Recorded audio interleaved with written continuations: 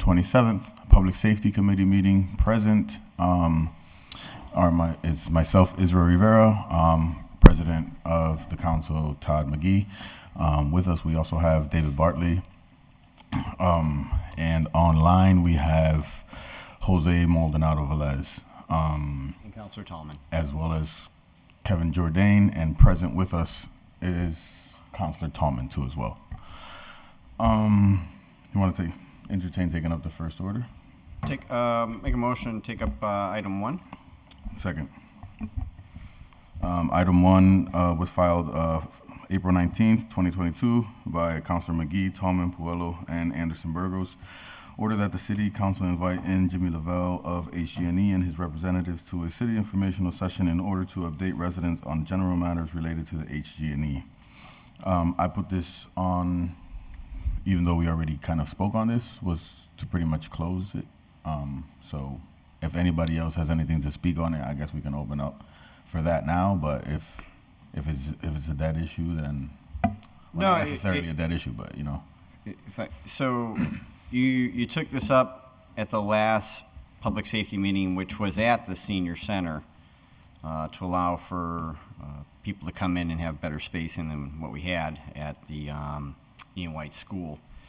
However, at the close of the meeting, no motion was recorded or something was missing, so it was just tabled. So now it's just taking it up to properly address it. With that, I know Councilor Bartley's here, and we were just discussing something, so we should put it on the record. When this posting came out, it listed the senior center as the place for tonight's meeting, and I was updated by Jeffrey, our city council administrator, that he reached out to legal to make sure that fixing the incorrect location and how action was taken to address that would be in compliance. He said that legal weighed in and said it would be, but I know Councilor Bartley has something, so I'd ask that we turn it over to Councilor Bartley. Councilor Bartley? Yeah, just a point of order.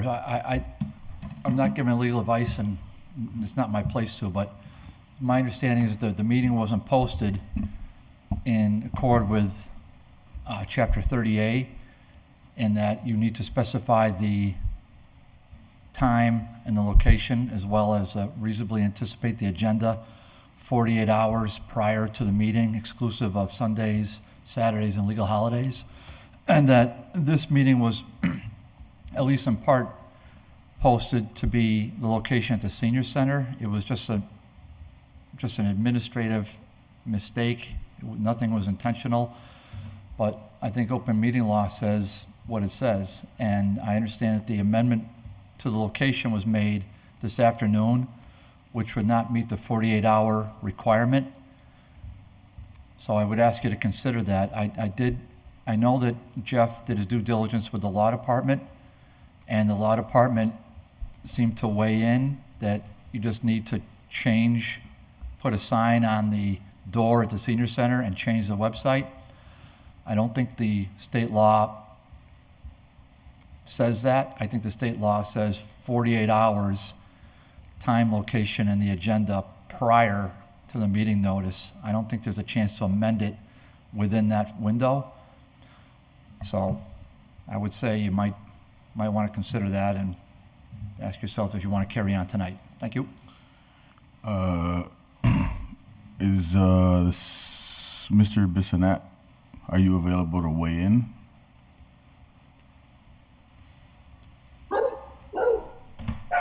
Good evening. Good evening. Can you clarify? Because I did see the email thread between Jeff and where you weighed in, but if you can clarify for the public and for everyone to see what your opinion was pretty much on the matter, that would be great. Well, in normal circumstances, Councilor Bartley would be quite correct. Due to the extension of the governor's temporary order on open meeting law, the usual status has been changed to that of providing alternate means. At the beginning of the pandemic, not everybody knew what Zoom was, but Zoom seems to have become the government standard in hosting and posting meetings along with Google Live and a few others. So in this instance, we have both a correction to the actual physical location, but the Zoom ID and the Zoom password have not been changed, were correctly posted. It is within the parameters of the current temporary open meeting law, as per the governor's order that expires July 15th of this year. Under the current extension, there is actually something pending before the legislature that would extend that again to December 15th. But for now, it's to July 15th, and that's the rule that they're operating under. So notice has been given of how to access this by Zoom, as well as a good faith effort, I would say, to make sure that anyone who went to the senior center would be able to know where the meeting was and also have the Zoom information handy. So I understand that was done. And based on those two things, I think the meeting can go forward. The council subcommittee is certainly free to adopt its own rule with regard to this, repost the meeting, or move some agenda items to a postponed meeting. But if you wanted to go forward with the entire agenda, it's certainly within the parameters of the current temporary order. Thank you, Mr. Chairman. Thank you, Mr. Bissonnette. Councilor Bartley, do you have anything just in case? No, again, I wasn't giving legal advice. I was just giving what I understand of open meeting law. So I think you got to Thank you. I think you got to rely on what Mike said. No, thank you for bringing it up. It was, it's something that was brought to my attention earlier this morning, and I brought it to Jeffrey's attention, and luckily we were able to catch it on time. And it's unfortunate that it was posted incorrectly. I feel like it's what was it? A Scrivener's error again? It is. So motion to entertain. There's always one in the crowd. So motion item 1 is complied with? Yep. Second. Second. All in favor? Aye. Anyone opposed? So the motion passes 3-0. Take up item 2. Motion to take up item 2. Second. All in favor? Aye. Item 2 is I filed this order Israel Rivera, May 5th. Order that the Honorable City Council invite organizers of the Holyoke Hub to come in and present on what the Holyoke Hub is and how it will benefit the city of Holyoke. Present with us, we have Ed Case and David Rudder, and online we have Rondé Allen. If we would suspend the rules to have them come in. Yep, make a motion to allow them to come in and sit. Second. How you doing? Living the dream.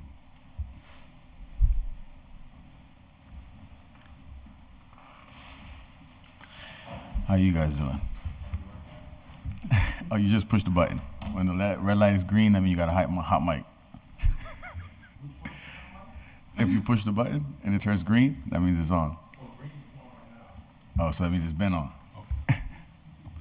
Just introduce yourselves and I guess your addresses as well, and then we could just go into breaking down what it is the hub is. Yeah, I'll start. Eddie Case, I'm a resident of Holyoke. I work for the Hamilton County Sheriff's Department, and the initiative really got started through the work that I have been doing with the Holyoke Safe Neighborhood Initiative. I'll let David introduce himself. Hi, I'm David Rudder. I am a resident of Springfield, 112 Dayton Street. I am a faculty member at Springfield College. Yeah, And Rondi's online. Hi, Rondi Allen. Sorry, I'm en route.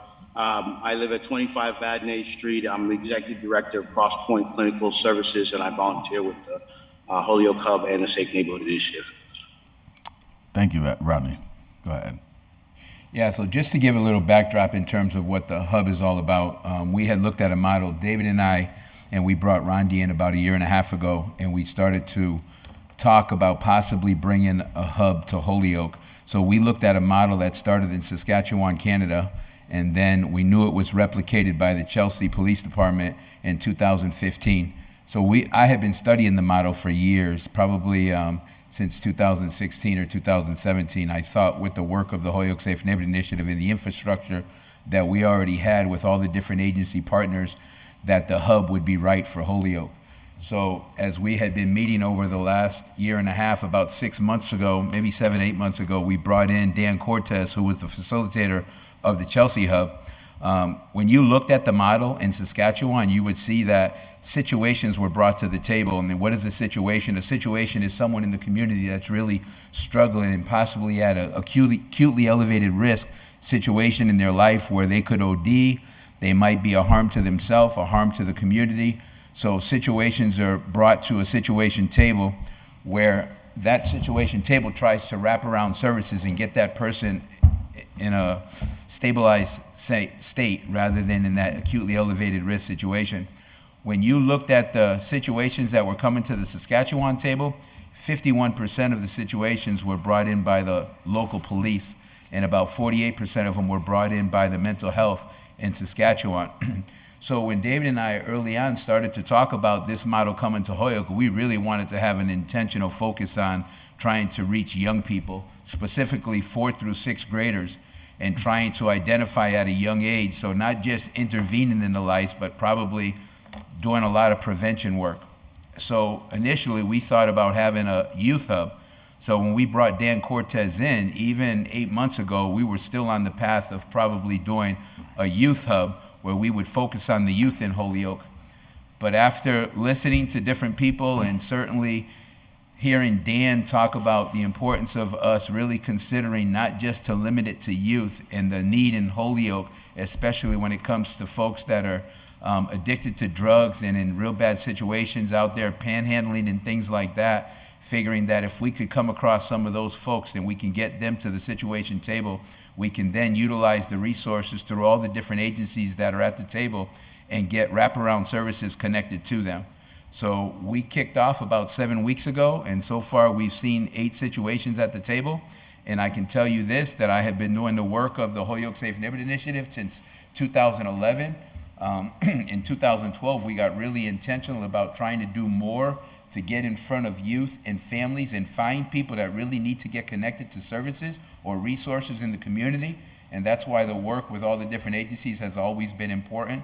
But many times we had referred youth and families to different agencies, but we really never knew what happened to them. And in fact, in some cases, months later, you would find out that that family was not even still connected to an agency. What's attractive about the hub situation is that there's a level of accountability, so people don't just assemble as a team of different service providers to work on a given situation, but they gotta give updates. They have to report out at the following meeting after the situation is brought up and talk about some of the work that's being done. So I kind of gave an overview. I'll give, I know I said a lot in a short amount of time, but certainly I wanted to allow some time for David and Rondi to weigh in on what I was saying, and if anybody has any questions. Do any of the other counselors have any questions before I ask questions? No? Go ahead. I would just say, just to echo one point to expand, I think what we've known in the city of Holyoke, especially around youth in particular, but now this is a whole initiative, is the issue about prevention. We do a lot of job after kids get in trouble, but we want to figure out how do we get them before they get in trouble. And really the idea, it was partnering with the Holyoke School District to figure out those kids who they're concerned about. Based on the resources they have internally within the district, they realized there's so much they can do, and they needed some additional assistance. So the idea for them partnering with them, with agencies like Rondi's and others, is to really figure out how can we help support current institutions who feel they're at a crisis point. And if we can do that, we can intervene before it gets to a point where hopefully there's not legal or judicial realities being connected to kids. And we wanted to be able to intervene a little earlier. And one of the things we realize as well is when we talk about youth, and when a youth is in crisis, normally a family is in crisis. So how do we figure out the issue of the wraparound approach and not only address the student issue, but also the family issue? I'm sure Rondi will speak to that as well. And really, what we do know, which is not unique to Holyoke, is that there's always fragments in systems of care. And the goal of the hub is to create a space where agencies now get to come together and really reduce this competitive nuance that happens to exist sometimes, and really create a space where we're really in the business of figuring out, here's a situation, who can provide some level of assistance, right? Where the right hand and left hand is connected. And I think that has worked well to break down some of the barriers internally agencies and organizations have. So I think it's a matter of building trust. And if we build trust among agencies over time, we believe we can provide a better level of care for students and families. So that's all I wanted to add to that. Anything, Rondi? Yes, the process. Make sure you press, just so that the people online can hear you. Because if not, the people online can't hear. Hello, check. There you go. There you go. Yeah, so the process of reviewing a situation at the table, when we determine someone's at acutely elevated risk, we determine that their intervention crosses multiple service sectors. So one of the advantages of this model is you're not just making a referral to mental health or housing, you really have the ability to engage multiple service sectors at the same time to meet a particular need. We also determine if there's already recognition if there are multiple service sectors working with a particular client. So DCF Housing, Mental Health, and Holyoke Hospital, for example, all being engaged to work together on a problem. And it begins at the situation table and then continues outside and in between situation table meetings. So it's a rapid assessment coordination model that just has much more power and continuity than a typical referral type system.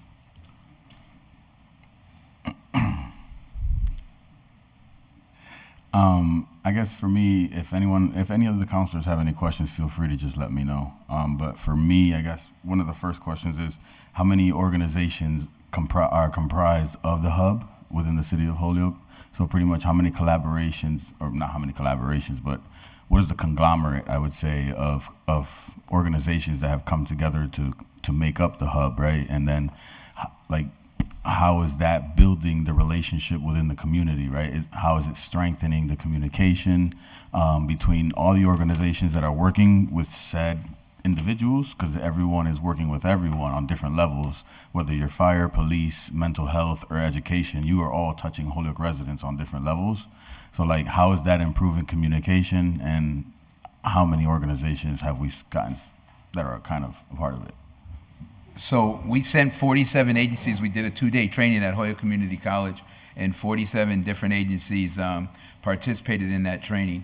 So, and Izzy, a lot of these agencies have been working together over the years, but not in this capacity. So it's been cool, and I think that already, I mean, I feel good about some of the agencies that I have worked with, but never in this capacity. So the relationships are already getting deeper, and I think as we continue to go and as we see together, we're really impacting the lives of people. I mean, we already have some short time results, you know, I mean, it's only been 7 weeks, but we've already seen the coordinated effort lead to some people getting into better places, and that's encouraging. And we believe that as we move forward and continue to impact people's lives and doing it together, it's going to deepen some of these relationships, and I think everybody's going to get really excited about the work that everyone together is doing. And I would say, Councilman, to your point, the 47 agencies, but as you know, as you do this work, more people from agencies get involved. So despite you only have 47, you may have 3 or 4 more members of that agency who now become part of the hub, right? Because of just the expansion and the good work. So I wanted to note that down as well. And where it becomes, I think, an impact in the community, as you talked about it, is what we've realized is that many agencies are at capacity.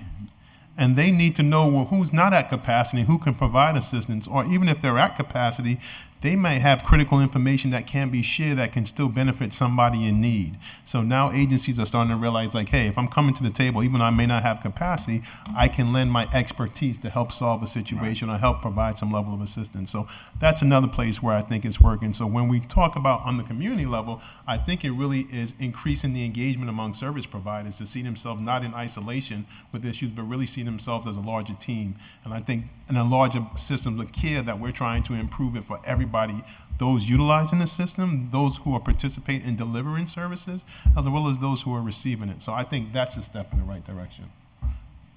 Yeah, I think. So also, because we have a regular, consistent touch point, a weekly meeting of an hour or less, it becomes a warm handoff referral. It's no longer just an agency, it's a person with a first name that you know that you're dealing with in order to get a person into services. And then it also, we become familiar with one another's agencies and how they work, the workflows, how do I make a referral, what do you specialize in and do the best. And then, again, you solicit people's expertise in solving a problem. We become collaborators working on these community problems. And then my last comment or question would be referral process. Like, could Counselor Givner, Counselor McGee, Counselor Tallman, if they see someone that they feel possibly needs some help, what is the process? What forms of applications, I guess? Yeah, so any of the agencies that are at the table, so if you guys were aware of it, I mean, the Holyoke Police Department is at the table. In fact, I know somebody was just pointing out to me, the sheriff and the police chief are working on a project. So anybody can refer a situation to the table. So all the agencies that are part of it, at any given Tuesday, a situation can bring. When somebody comes to knowledge about somebody's in an acutely elevated risk situation, whether it was a city councilor or a teacher or someone, you know, they could contact someone that's part of the situation team or part of the Holyoke Hub table and bring that situation to the table. Initially, when we first started to plan, we really were going to do youth, so we were going to filter everything through the Holyoke Public Schools, and we're going to have one contact in the school, bring all the situations to the table. But we're really going through the Chelsea model, which is actually the Saskatchewan model, and anyone can bring a situation to the table. So if a councilman knows of a situation that is struggling and has that information, we can bring that situation to the table. Counselor Givner? Thank you, Mr. Chair. So please define situation. So we use situation numbers rather than bringing a name to the table. Right. So there's a process, there's a 4-filter process. So in the first filter, we're just talking about a situation. So we're not mentioning the name, we're gonna mention maybe a 13 to 15-year-old male that's struggling with these risk factors, and then a short overview of what the situation and circumstance is around that situation. When we get down to the recognition part, when the whole situation table, everybody agrees that it's an acutely elevated risk situation and that we should find out if there's any recognition of agencies that are already working with that situation, then the name will be brought up at that filter 3. And then filter 4 is going to be only the agencies that are going to actually work together, who have the resources that can help that situation or that person, the individual, get to a better place. So we're in the habit of just referring to the individual as a situation until we get to that filter 4. So they get referred to somewhat like of a subcommittee type of thing, right? And it breaks down? So it kind of does like a subcommittee thing, a larger group then goes to a smaller group. Right. So let me just, so 2 things. I think anybody can make a reference or referral to the situation table, right? What the situation table determines whether now there's an acute elevated risk, whether now somebody's in harm or somebody they're dealing with is having immediate harm, and we need to make sure that's being addressed. But the idea of the table is, even if somebody says like, hey, I just have a concern, it may determine that might not reach an elevated risk by which it would come through the hub table, but they may be resources of individuals from agencies who can lend some support to help a situation arise. So sometimes stuff comes forward that may not rise to the level that we move it forward in the filtered process that Ed has talked about, but there may be an agency who says like, oh, I can help you out. I know who to contact per se if a situation doesn't rise to that level. Does that make sense? Yeah. Okay, just want to give you context. Counselor Tallman? Yeah, thank you so much. Thank you, Eddie, Dave, and Rodney for coming down and discuss this very important issue. And as we see in the streets of Holyoke, everybody daily, and people panhandling, people with drugs, people in crisis, going to the hospital, emergency rooms. A lot of people use the emergency room for help. How do we sort of get families involved in this? Because sometimes it's the youth and people, they're struggling, and a lot of times they don't have the support of their family, whoever they're living with. Might not be a parent, might be a friend or an uncle or an aunt. How crucial is that to get people involved, to get these individuals the help they need? Yeah, no, it's very important. So I think as we continue to grow and as people continue to hear about what we're doing, as you were talking, Councilman, you just got me realizing that we're getting ready to put together, we're passing out 2,500 family resource guides at the back to school event, and I think that we should put a nice little article in there about the Holyoke Hub and how they can actually contact us. But I think that there already is a lot of agencies in Holyoke that are actually engaged with youth and families. So everybody, I feel like all the agencies that are out there have heard about it.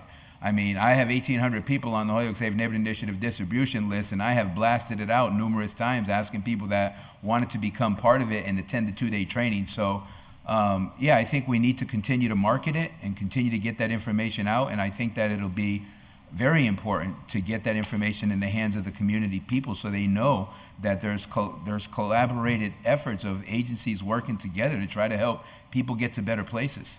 Yeah, and sometimes, I mean, many of us see people on the street, and a lot of the panhandlers and people in different parts of the city, and a lot of us actually stop and ask, what can we do to help you? And some of them are veterans, some aren't, some come from different areas, some come from Vermont, and it seems like a lot of these people that are on the street, I mean, they keep coming back mostly because people give them money, and our thought is not to try to give them money if they need something, some kind of food or water or something, but when people give money, and I don't think people understand that, we have signs up, give to, regular charities, but, people have that feeling of, this person's down and out, what's $1? It's not going to hurt. But those people keep coming back.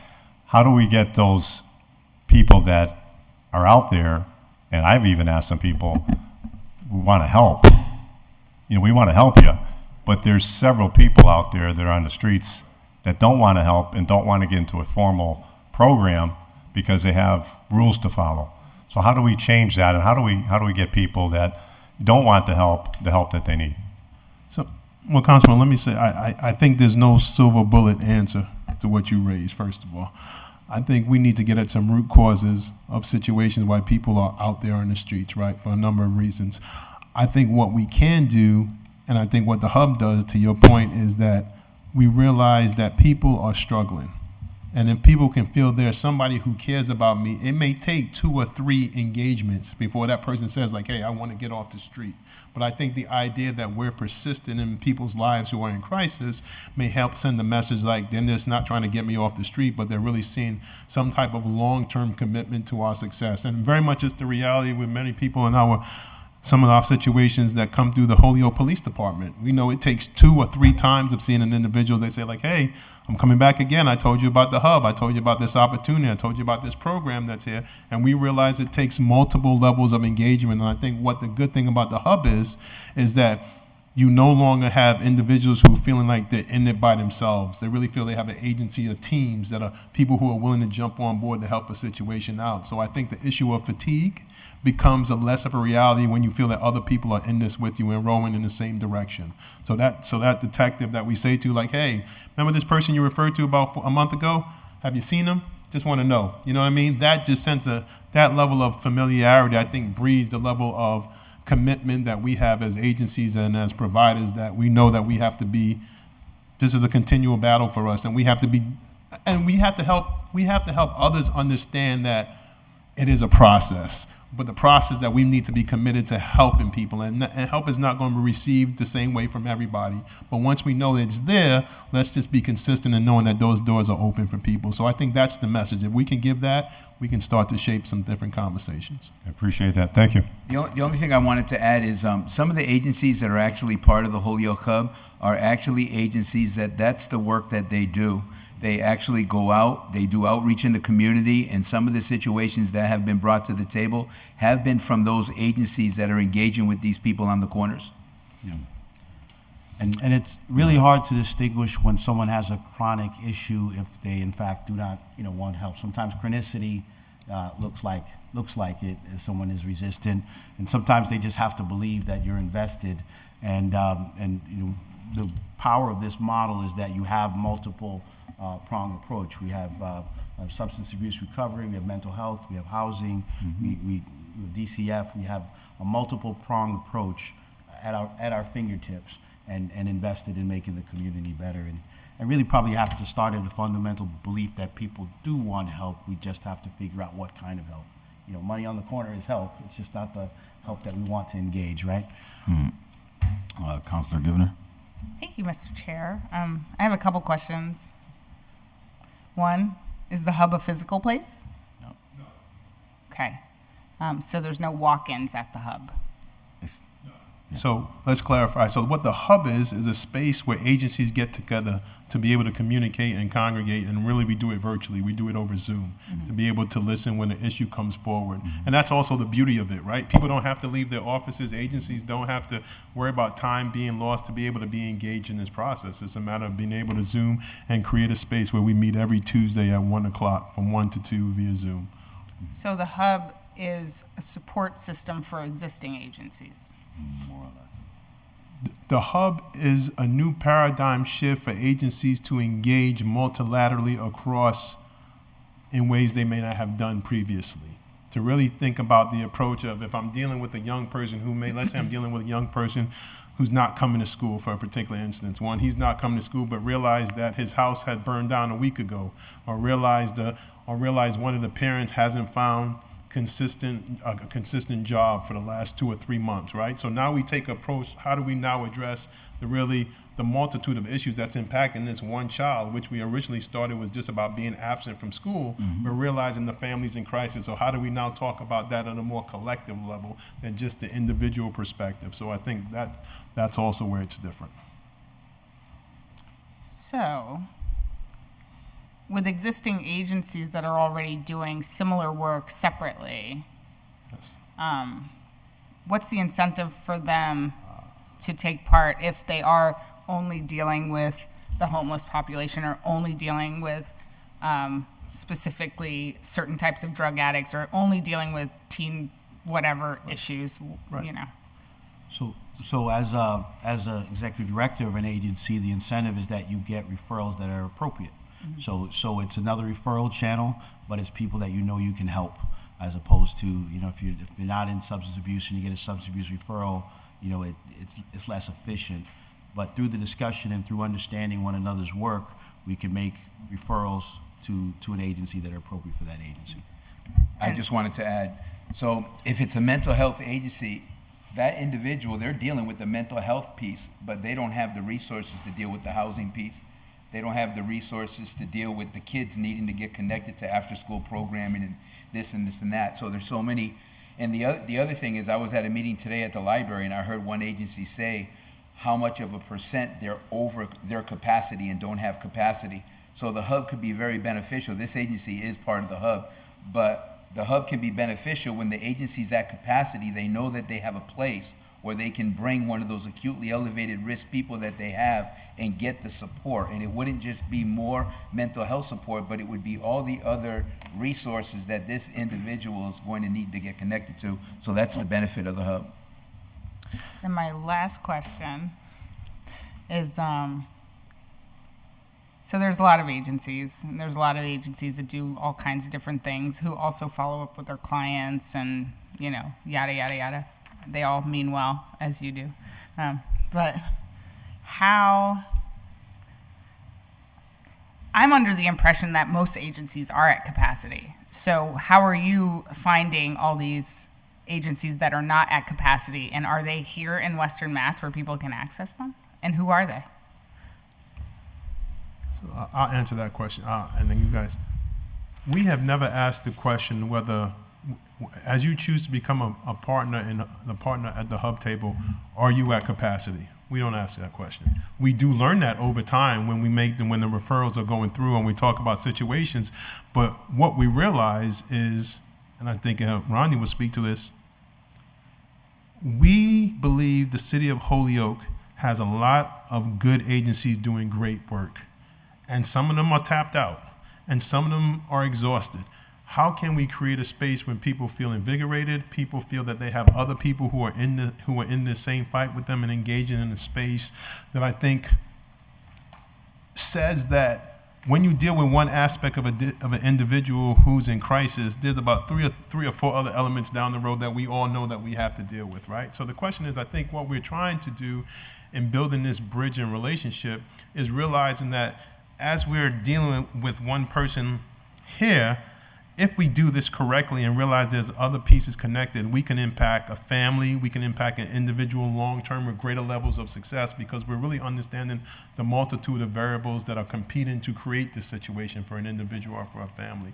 And I think we're taking that lens approach that if we do this correctly and we model it correctly, then therefore, one, people see the hub as just a place of bringing agencies together, but really they see greater relationship among agencies who are doing the work to help support families and individuals, that they're feeling a level of support. The referral service gets better, the relationships gets better, people can pick up the phone, and that level just produces a different type of energy, right? And I think that's what we're trying to do. And I think even with referrals, and Ronnie will speak to this, like, here's a perfect example. The Holyoke Police, you can only lock up so many people. People will still be back on the street. So there's another approach we got to have at the same time. And they realize that just locking somebody up who has a substance abuse and doesn't address the substance abuse issue, right? So we need to figure out how do we do that.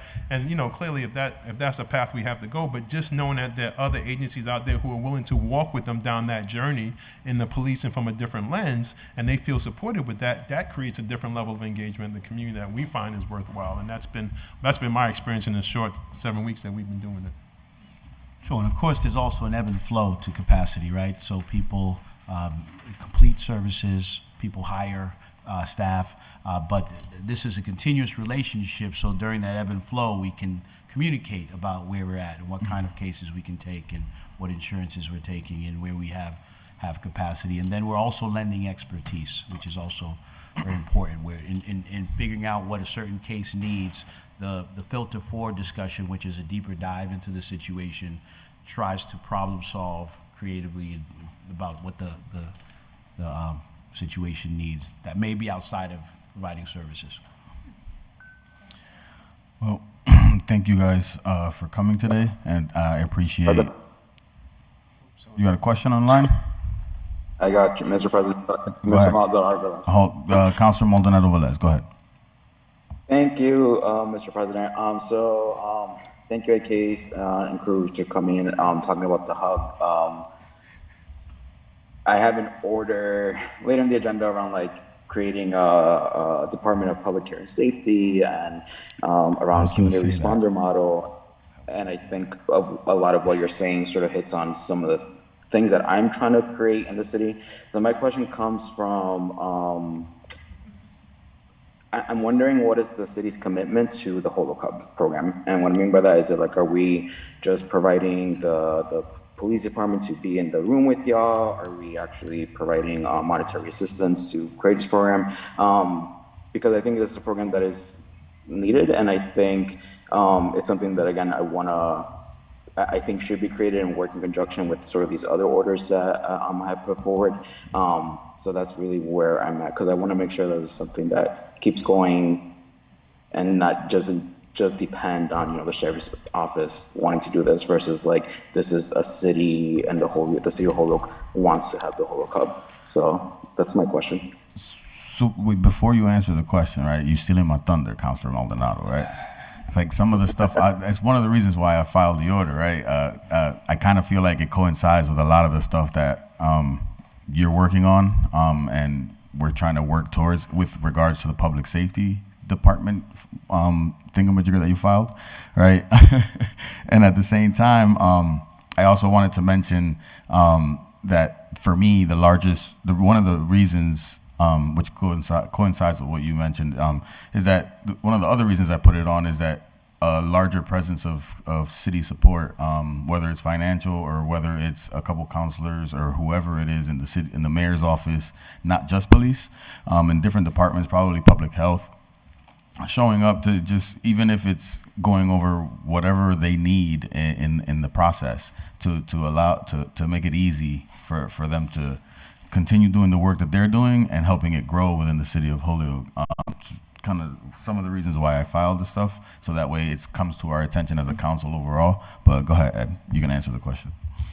No, I just want to say that the agencies that have come to the table, I mean, the police chief, the sheriff, I mean, I can't speak for David's supervisor. I can say I was on meetings with David and his supervisor early on. So all the agencies, the executive directors at the different agencies, like Rondi is an executive director, they're committed to it because they see the value in it and that us working together. So, you know, we were on a call the other day looking to try to get the U.S. Attorney's Office to actually support a grant that we applied for. So, I mean, we're in it, and all the agencies we feel that are at the table are committed to it. So we're not planning on going anywhere, and the sustainability of it is, as long as I was telling as we were trying to secure this grant, even though the grant that we applied for really didn't, it wasn't for that. But what I wanted to say is what I said on the call was, you know, that I wouldn't want to lose David as our facilitator. You know, he's been with us for 1.5 years. He's into the work. He's got a passion for the work. And I'm hoping that the college would always be behind it. And I'm hoping that every agency sees the value in it, that they'll continue to want to be behind it. I mean, the sheriff's behind it. I know the police chief is behind it. The superintendent of schools was at our opening and the training at Holyoke Community College. Say again? Yep. Yeah. So no, I think we got the backing of a lot of the city departments. Thank you. If that's all for tonight, totally appreciate you guys being here again, providing us with the information needed for us to have a better understanding of what you guys are doing.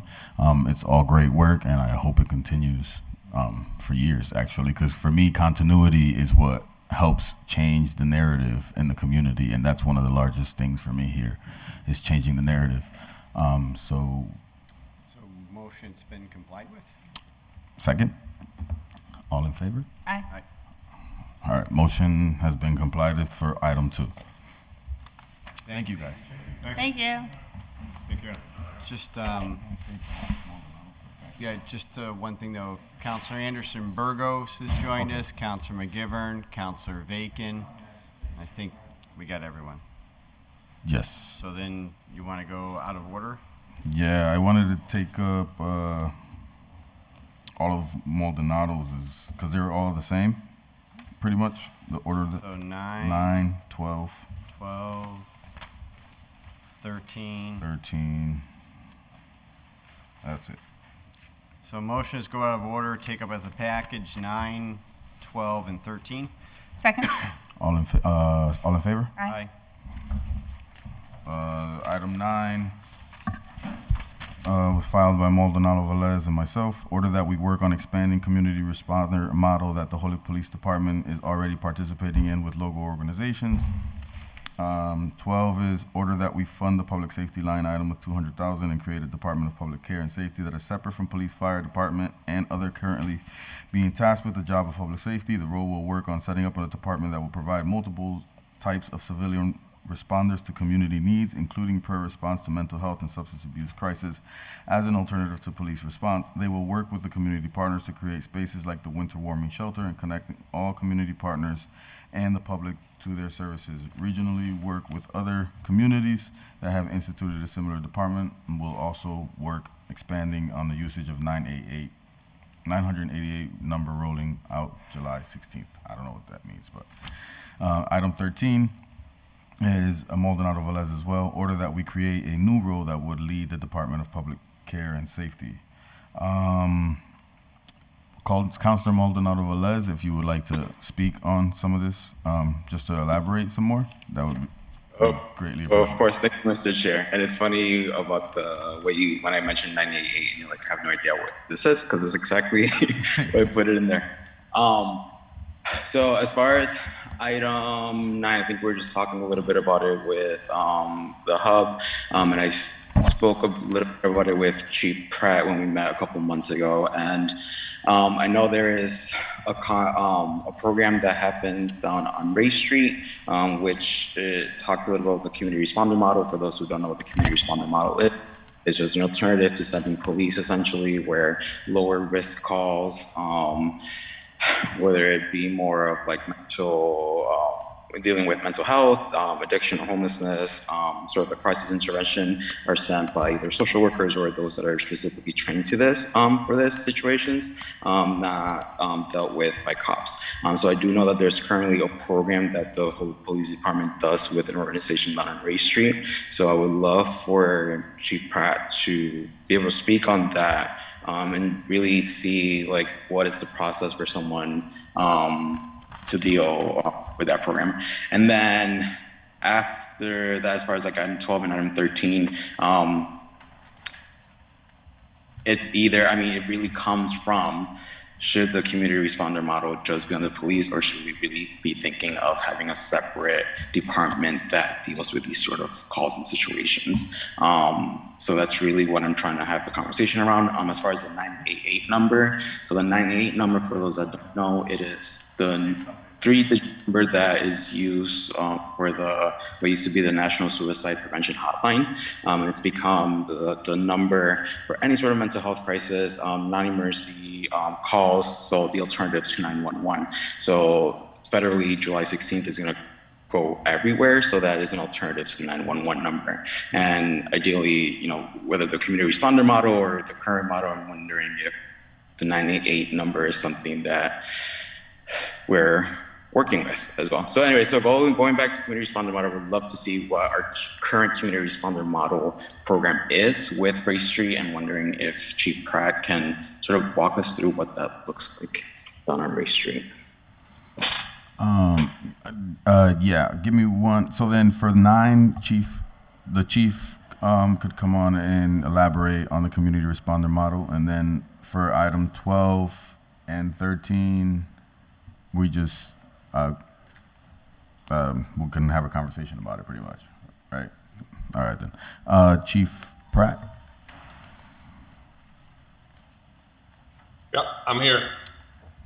Thank you. So if you could elaborate on the community responder model, give us some more details, so that way the people in the public can actually hear more, and Maldonado, Velez, and myself can actually have a better understanding too. Okay, absolutely. For those that know about it, those that I've sat down and talked with, and wherever I can get a chance to talk about it, we have the off-site office on Ray Street, Race and Appleton, that we have drug addiction detectives working out of, going around, trying to get people into treatment. We also deal with mental health out of that office. Another officer's partnered with BHN to provide services. And this is, you know, a timely order, because myself and I know Ed Case, the hub, we've been involved in that 100%. We're on board with that. And the sheriff and I have undertaken another initiative that we've been on last week and this week, and tomorrow there'll be an announcement. We're actually having a press conference right at Elm and Appleton Street. If anybody'd like to come on by at 1 o'clock, feel free. And what we're calling that program is Hope Through Help. The sheriff has given us a chance to increase the amount of people we have down at Ray Street by providing us with some more sheriffs to team with the people we have there already. And we are going right to the areas where people are in need, and where we feel where we can make a presence, and we set up there, and the teams deploy out from there and try to get people into treatment. If nothing else, just to make those contacts, those initial contacts. As they had spoke about the hub, it's that constant, you know, going back and trying to get people into services that we feel is the best method. And whatever we can do to increase that, we're going to try to do. The sheriff has graciously come on board as a partner in this. We're calling that Hope Through Help. And we're out there last week on Monday, Tuesday, and Wednesday, and we're out there again. We were out there today. Tomorrow, like I said, we're going to be at Elm and Appleton Street, and we're going to have a press conference there to sort of talk about, to to get it out there even more, so people can understand what exactly we're doing, and just trying to get as much wraparound services out there to the people. Going back to Ray Street, so the thing with the sheriff is really just to enhance everything we're already doing at Ray Street, and just to push those efforts forward going into the summer, and try to get as much of the resources out there as we can, and get as much help for people as we can. And Ray Street, there's also, for those that don't know, there's access to recovery coaches there as well. For people that come, people can come directly to Ray Street. They don't have to come through the police department. They can come there directly. Our officers also go out in conjunction with the sheriff on a routine basis with sheriffs that are permanently assigned to Ray Street with us as part of the partnership, and they go out and hit the areas where we feel we can make the most impact and try to reach people. And they deal with a whole host of issues when they do that.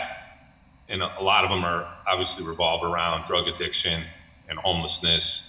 And primarily our goal is to get people the help they need.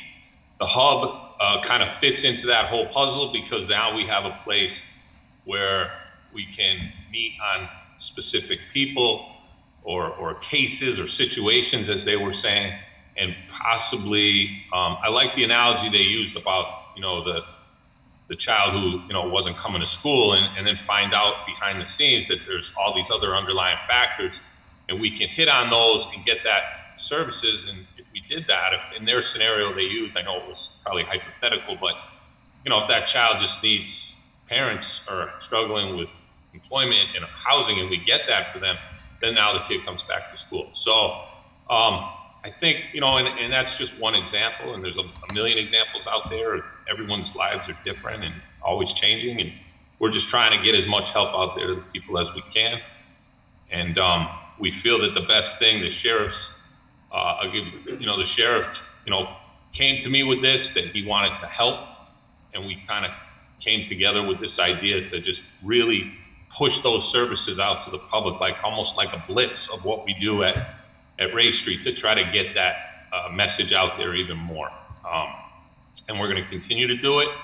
We wanted to use these initial 6-day blitz here in June to kind of let the community know what it is and what we're doing out there, and let them understand that when they see these officers and the sheriffs out there, that they're there to help them, to get them help and the services they need. So I think this is just the very beginning of it, and we're going to continue to partner with the sheriff and get as much of that out there as we can.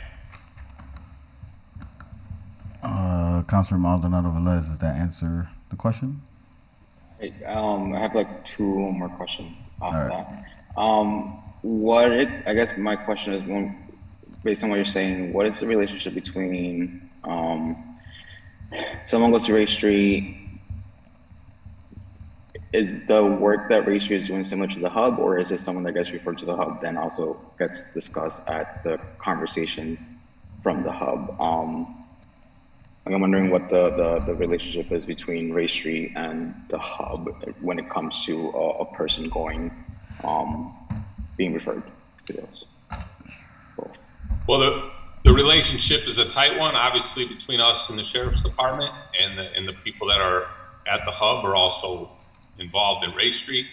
And the hub, I think, at least my feeling is that not to think of the hub as this other idea or this other thing we're doing, because the hub is bringing together all those people that are already out there doing the jobs as they have mentioned, and really making sure those people are sitting at the table together, because in a lot of these scenarios, what one group is doing might not actually be the solution, and we need some help from these other agencies to kind of bring it home. And then once we do that, it kind of takes care of our situation at hand.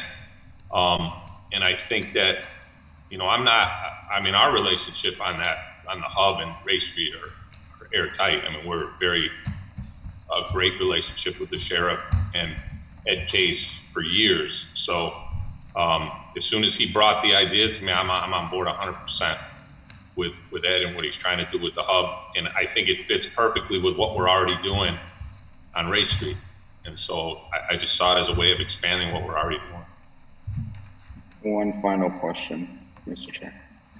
Through the chair, to the chief. I don't want to ask a negative question, but I guess what doesn't work? What isn't currently working? Is there something that can be better? Is it? And my question does come from this idea that I do believe that this should be a separate department outside of the department. It could be, the community responder model should be something that is separate. I do know communities that do have a house under police, but I'm wondering, what have you seen that you as a police just can't, like what's the gap that you can't fill?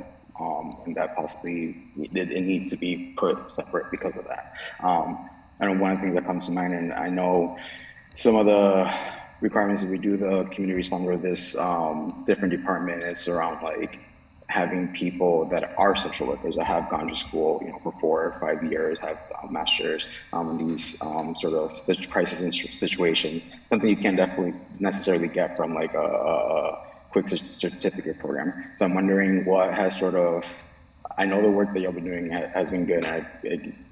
When y'all come in, the sheriff comes in, talking about positive things, but I'm interested to know what hasn't worked. What has been the gap that y'all have faced in trying to put this together?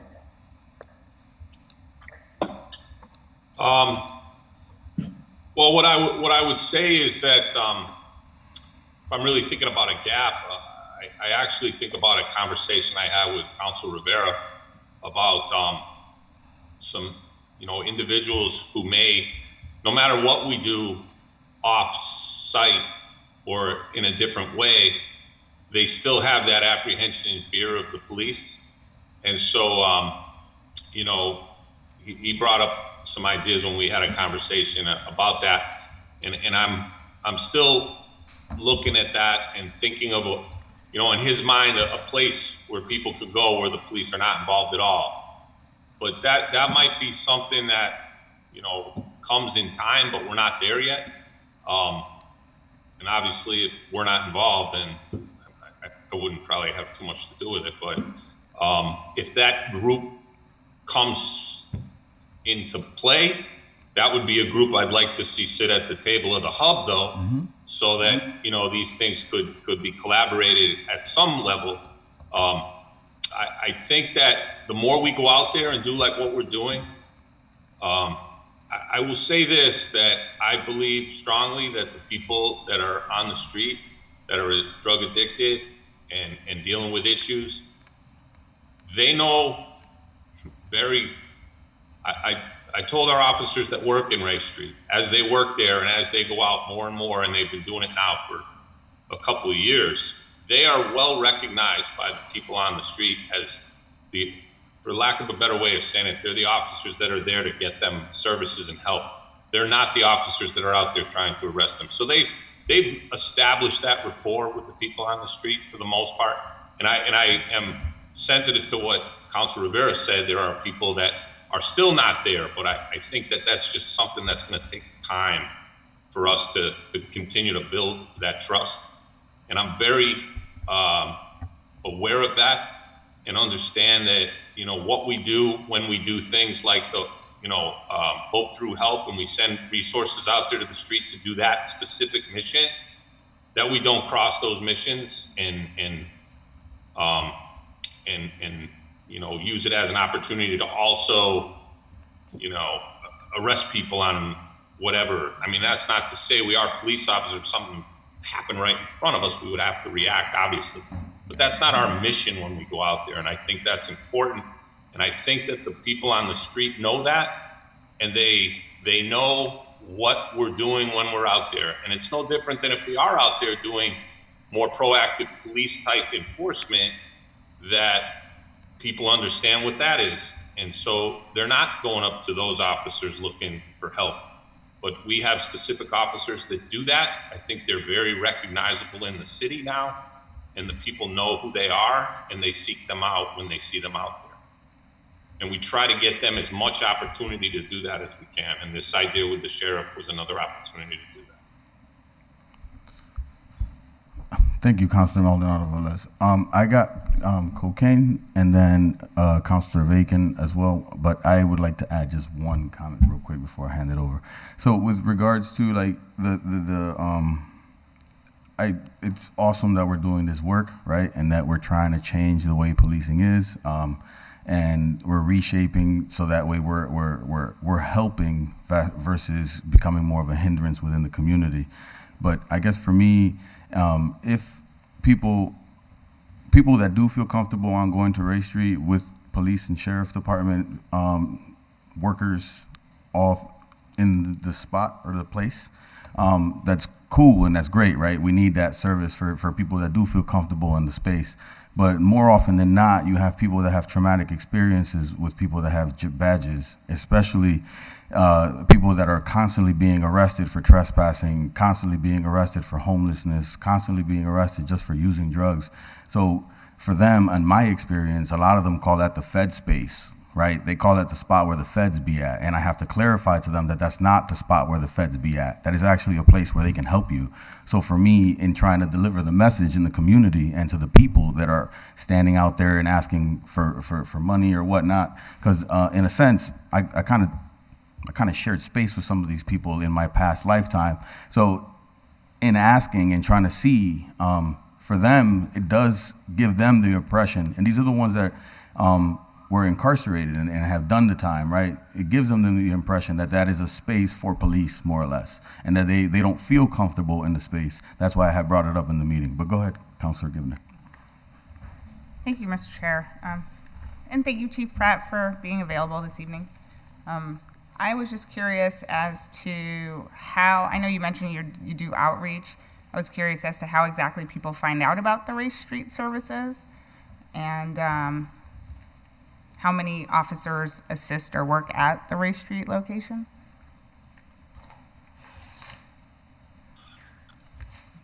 So, we've put it out there on many venues, including this one, about Race Street. We've had multiple meetings there, community police relations meetings there. We've offered,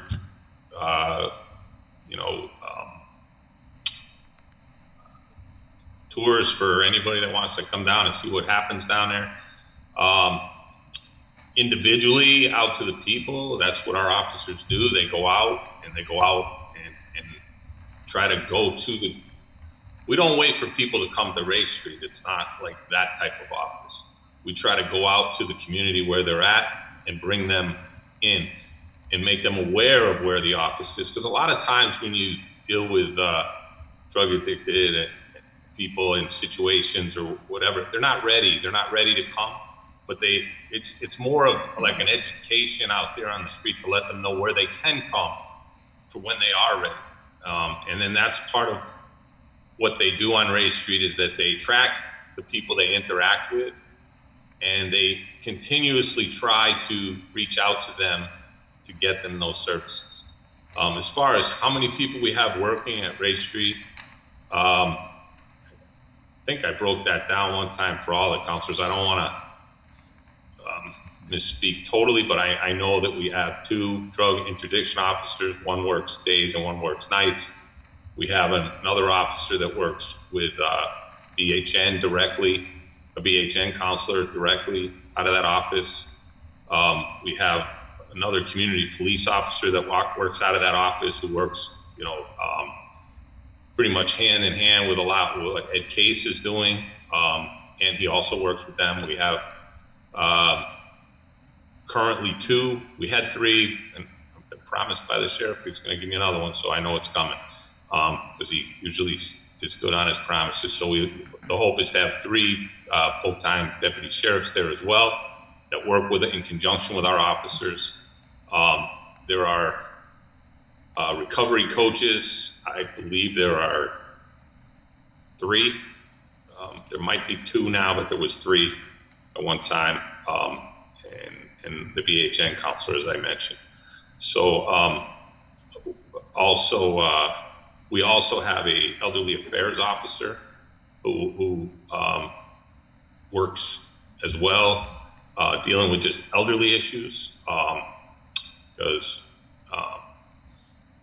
drug addiction knows no age, as you know, so it's not necessarily that's everything he deals with, but if it gets to that point, we can look at that as well.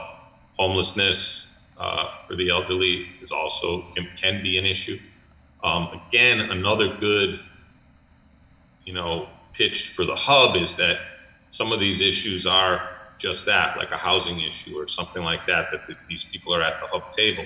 They can help us with that, which can help that person out of a tough situation.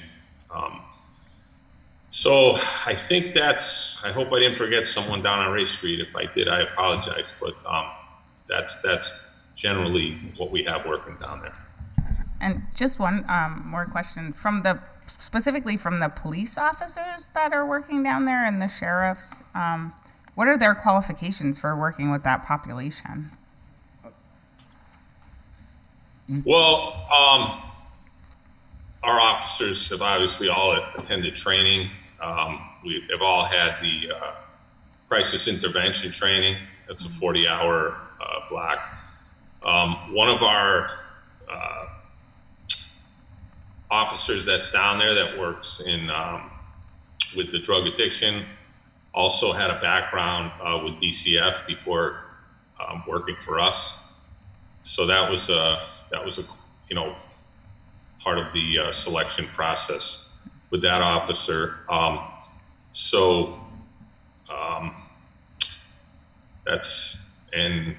That's what they have basically.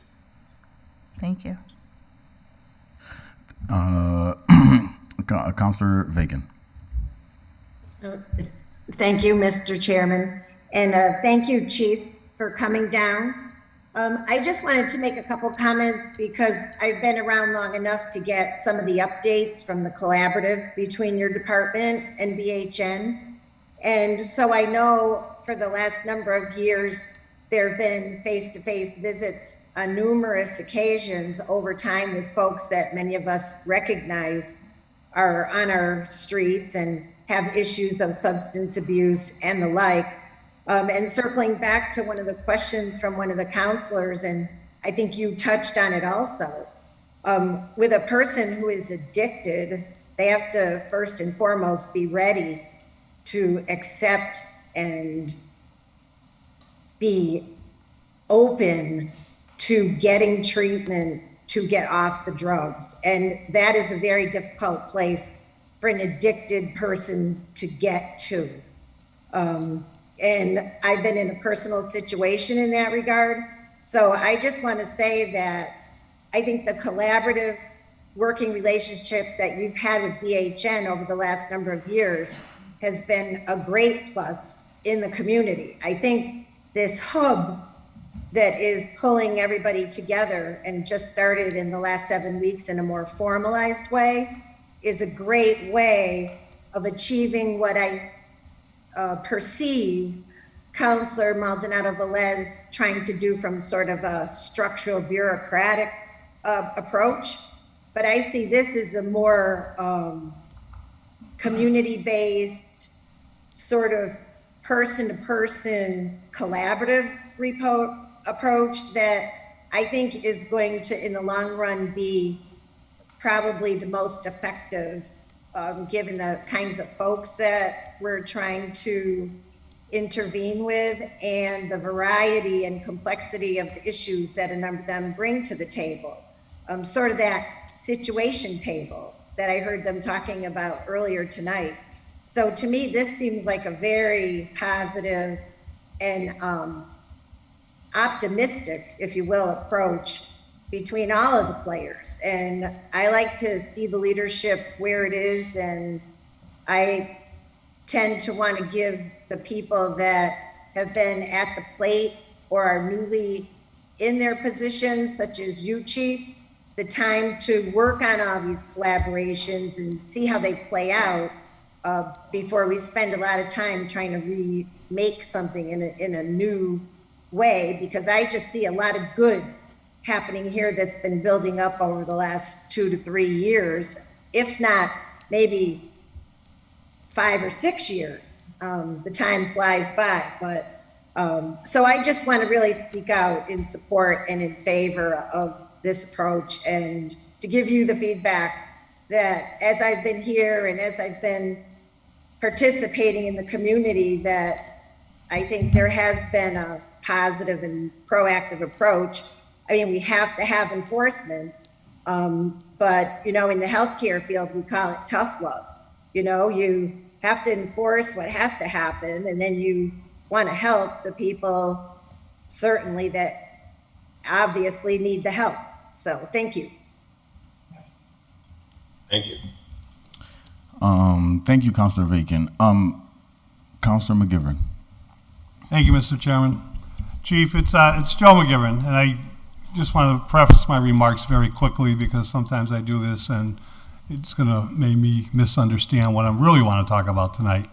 What Ed Case does, what the sheriff does, what you do, what the Holyoke Police Department does is a collaboration to assist in the needs of people who are addicted to drugs is commendable from all points of view. And I understand the hub is bringing everybody together, which I think is important because we have BHN's Gondera CHD receiving a ton of our tax dollars through the state, through the federal government, and it's gone out of control where they've gotten so big. And I think we have to bring it back to the local level to say, hey, we have people who have needs out there. It's a disease, they're addicted. But that's not what I want to talk about tonight. Chief, what is your budget for Ray Street? How much money do you spend on Ray Street?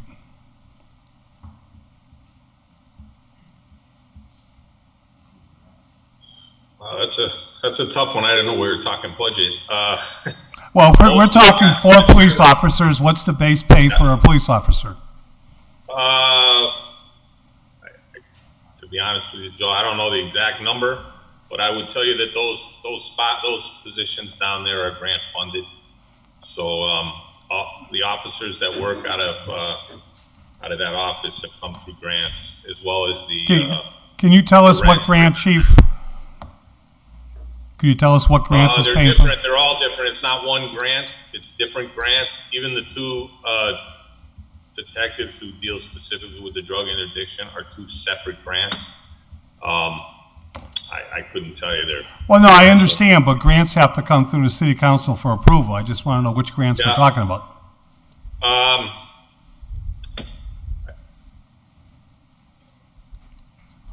To be honest with you, Joe, I would need to get back to you with the names on them. I know who's on a grant. My guru grant man, Sergeant Hart, is on vacation, so he's not here tonight. He deserves a vacation. I know he does. He could whip those names right off for you. Then they change. Like, I know one we renewed and it changed. The name changed, but it's basically the same concept. So the little acronym names they use for these different ones. I know one was Hearts. I think one is called like a Rate, something like that, which changed a different name. So, but the officers that are there are definitely, we've been able to fund this through grants, as well as the cost of the rent down there. So directly out of my budget, I think if there's a need, it's the manpower. As we all know, we talked a lot about that as well. So it's I guess if there's a draw on us, it's that. But I personally feel that it's needed, and it's worth what it's drawn away from us. The 4 or 5 officers I have signed down there or working out of there is worth what we're getting. Well, I'm not questioning the need, and that was my opening remarks. And everything we've heard this evening, justifies the need, and justifies collaboration, and justifies the end results. I know why the sheriff's doing it. I know why you're doing it. They're all good reasons. I don't think there is a better person in the world than Ed Case in terms of what he does. But we can't sit here and look at a budget, and you tell us that we can't find 93 police officers, and therefore we don't have a traffic bureau, and not question what we're doing with 4 police officers on Ray Street. And there's an epidemic of speed in negligent operation of motor vehicles in this city, and I don't think we're the only city. How do you justify taking 4 officers off of traffic to put them in Ray Street, even if a grant pays for their salaries?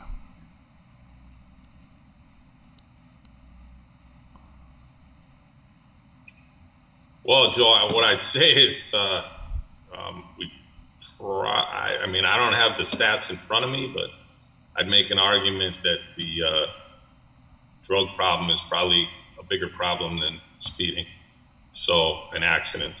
I know that that's a problem as well, and it's something that we are addressing in the way as best as we can.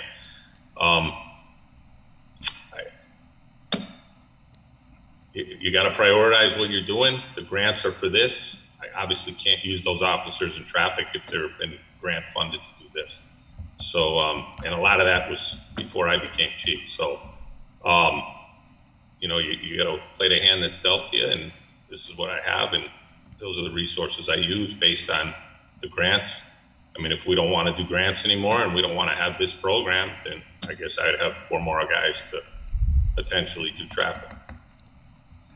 Chief, the homeless issue, okay, doesn't always go hand in hand with drugs, but homelessness is an issue. How does the folks that work at Ray Street handle homelessness in terms of trying to help? Well, this is a very fine line, as you just brought up. Again, when you're dealing with grant funding, you have to, you know, stay in the parameters of that grant and what they're tasked to do under that grant. Homelessness we deal with, but not specifically to that office. Those officers, really their main focus or job is not about homelessness. Now, those 2 areas obviously cross over, as we all know. So I would say that they're dealing with homelessness as sort of a crossover of dealing with the drug epidemic and dealing with people that are addicted. And as you pointed out, not everyone that's homeless is drug addicted, but there's quite a few that are. And so that's how our officers sort of deal with it. We do get calls a lot about homeless people setting up here or there, and these officers will respond out to those areas because we're probably pretty confident that they are dealing with substance issues, and so that we try to make those contacts. And again, this is where the program of the hub would come in, that if these people were truly homeless and not drug addicted and were just looking for housing, the hub might be able to help these officers bring those people's names to the table. Similar to that scenario with the kid whose parents didn't have home and he wasn't going to school. Well, if we could find homes for these people that aren't drug addicted and are truly just homeless through the hub, and they could, you know, collaborate with housing and get that done, obviously we wouldn't have those people setting up in parks or other places that we would get calls on. I think it's homeless. We've talked about it in the city. I know the mayor's talked about potentially looking for a homeless coordinator, someone who would handle all these things, similar to what we're doing with addiction, but specifically for homelessness. I don't necessarily think that the people on Ray Street are there as part of their grant to deal with just homelessness. It's a bigger issue. So it kind of all overlaps, and we're trying to handle that as much as we can without losing sight of what our officers have been put there to do through the grant funding. There are options, and there are a lot of shelters, and there are a lot of referrals that certainly can be made. But there's one referral that would concern me is there any connection with the Motel 6 and the police department?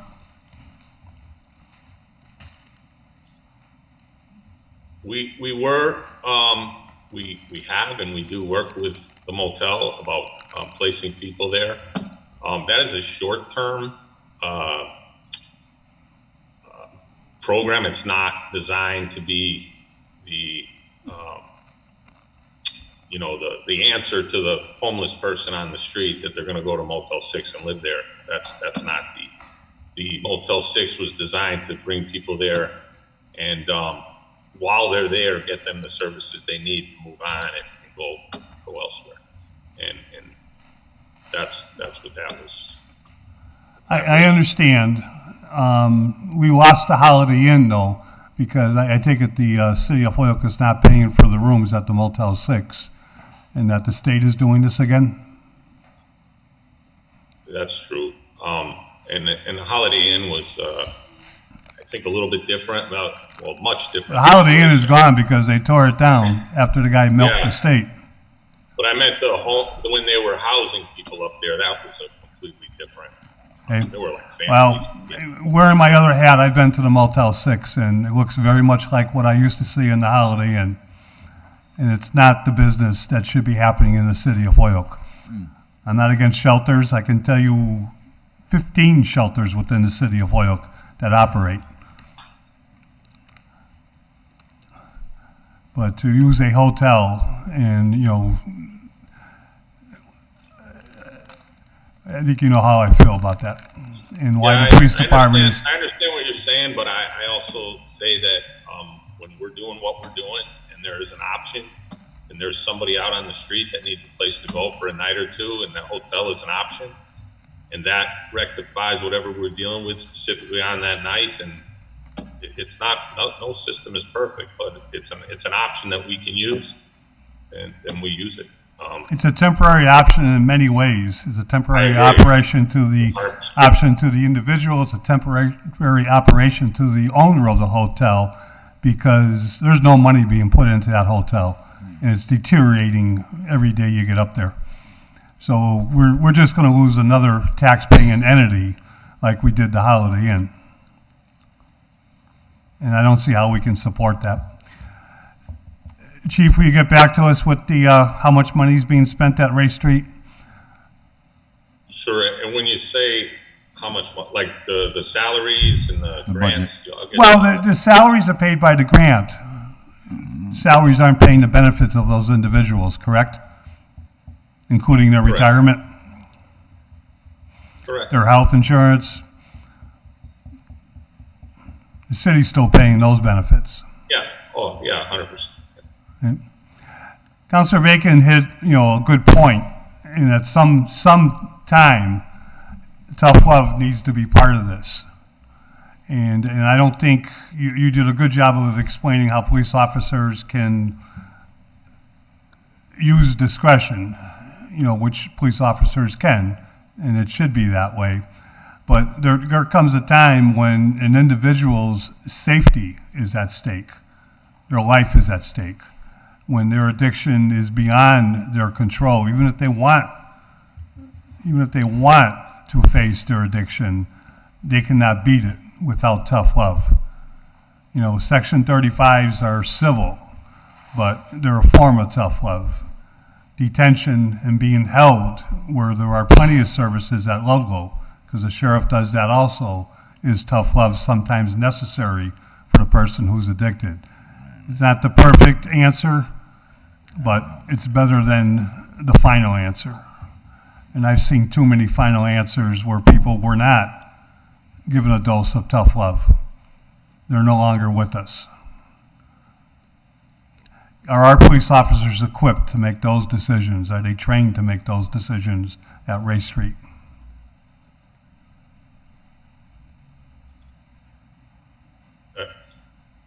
What decisions exactly, Joe, are you talking about? Whether they could arrest someone or not arrest someone, they definitely have that. I understand, but the question is when do you reach and extend the helping hand in putting a person in treatment and helping them get into treatment and helping them with their addiction, and when do you recognize no matter what referral, no matter what you do with BHN, no matter what you do, that person needs immediate detox and is not going to go into a detox? Who makes that decision? Well, I think that's, it's not like one person just sits there and makes that decision.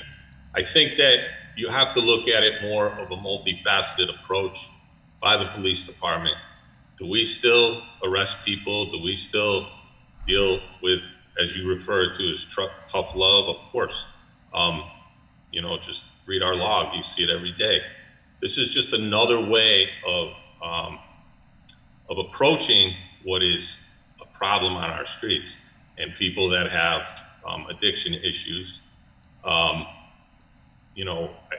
I hear what you're saying, and there is we don't have a set number. It's not like, okay, 3 strikes and you're out.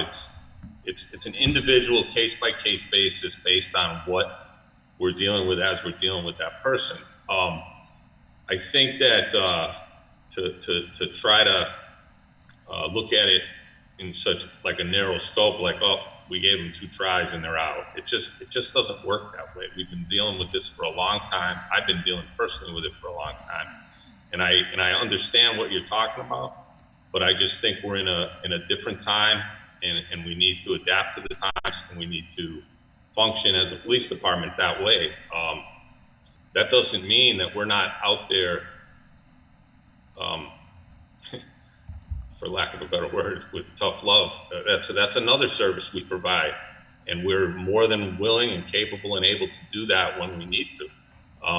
But we just see this. I know from firsthand knowledge that when I was tracking the people at Ray Street that were being talked to or became referrals or people that we were interacting with on the street, I was looking back and checking on those people and noticing that before we were interacting with them, those people were appearing on our police log for trespassing and shoplifting and minor drug offenses. And when we started meeting those people out in the community, pushing them towards resources, continually pushing them towards resources, those people started at a very good rate disappearing off our police log. Now, does that mean that they were cured? Absolutely not. It means that that constant going and trying to get those people into services was making a difference, at least in that one individual's life, that they weren't showing up in our police log, probably because our officers were interacting with them and pushing them back into treatment. Treatment isn't something that just happens once and you either are successful or you're not. You have to keep going back, you have to keep trying, and that's what we're trying to facilitate, that, to push those people back there. And we're noticing a difference where I noticed the difference, taking the people that have been tracked at Ray Street, looking at their records, not all of them, I can remember specifically a month where there were 30 people, 25 people disappeared sort of off our log. Now, have they reappeared? I'm not tracking that anymore. That's not my job anymore, but someone is, and we see it as a very positive interaction what these officers are doing, and they're making a difference. It doesn't show up on police logs or anywhere else, but we see it. In our numbers, it doesn't show up in our statistics. It does show up in our police log, where these people are no longer becoming those same calls over and over again to those locations. That doesn't mean we're still not dealing with them. We're just dealing with them in a different way. And I think it's having an impact, and it's part of an overall philosophy here of what we're doing. And I think if you give it some time, you'll see that it's multifaceted, and it needs to be that way. Chief, part of your answer was what I really, truly, think is important, what I would look for in terms of what the officers are doing on Ray Street, and that was where you said you deal with them on an individual basis. That's step number one. No cookie cutters. Drug addiction is a disease, but everyone needs to be treated a little bit different in terms of what their actual needs are. One of those trespassers you're talking about, and I know everybody kind of poo-poos the trespass part, was by a judge last week ordered to be drug tested. I did the drug test. The judge wanted to know where they were and what to do next, because they had a number of different recent arrests and a number of things on their record. So I tested them, as is my job, and you can know that. Tested positive for methadone. going to a methadone clinic who assigns him a counselor. Tested positive for cocaine, admitted to me it was crack cocaine. Tested positive for opiates, admitted to me it was heroin. Tested positive for fentanyl, and he goes, Joe, you know, fentanyl's in everything. That's the individual that we worry about. Month before, I gave him a number to every detox. Called some detox numbers for him to try to get him into a detox. You know, week after week, yeah, I called. You didn't get a bed yet. Worst case scenario for a detox, if you take 3 numbers in the area, and you can get up to 5 or 6 if you're willing to go to Greenfield or a little bit towards the west. If you want to go to Worcester, you can get up to 10 or 12, is you call until you get a bed if you're committed to detox. You can tell within a matter of time when an individual is not going to detox, even though they will not stop using without detox, nor should they. Detox is the medical withdrawal, but then they immediately can get them into a transition detox for up to 30 days, most times more. And then they can refer them into treatment. So there's a line where it worries me if we don't have trained people, and maybe the BHN worker, you know, understands what I'm trying to say. You know, there has to be someone making that decision. You don't have to call it tough love, but you have to have some point called it forced detox. Thank you, Chief. Thank you, Mr. Chairman. Thank you, Councilor McGivern. I just have a couple, two quick clarifications, and two quick clarifications. With regards to the officers, so they're not KDAC certified, right? Alcohol and drug certifications, right? That's the one thing I noticed that you pointed out. So just to be clear, they're not KDAC certified, right? I would have to, I'm not 100% positive. Okay, that's fine. I'll get you all what they are certified in and not.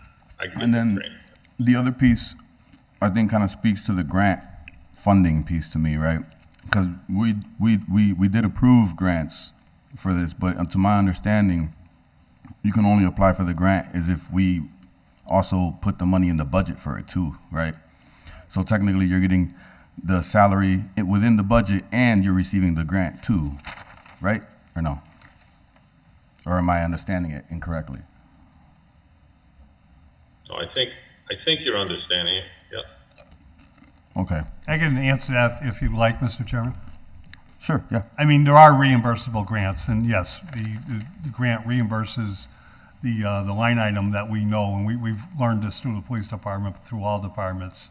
The dispatchers, $200,000 a year that gets reimbursed, and certainly there's been a number of grants, and we try not to hire police officers with a grant because of that benefit combination, and the fact that when the grants dry up, we still have individuals employed by the city and responsible for them. The problem with the grant names, and I'll give the chief a little credit here because he wasn't sure, is I didn't recognize, as chairman of the finance, one of those grant names. So I just hope that we've seen them. Oh, I can guarantee you've seen them all. And then the last clarification piece for me was Councilman McGivern had mentioned officers, right? The people stationed there are not necessarily officers; they're detectives, right? Or are they the same? They're both detectives. They're detectives and officers. But I mean, like when they're changeable. and when they're paid out in the line item, are they patrolmen? Patrolmen, yes. Okay, perfect. All right, perfect. Thank you. Thank you for coming. If any other counselors, go ahead, Counselor Vacan. My bad, I didn't even notice.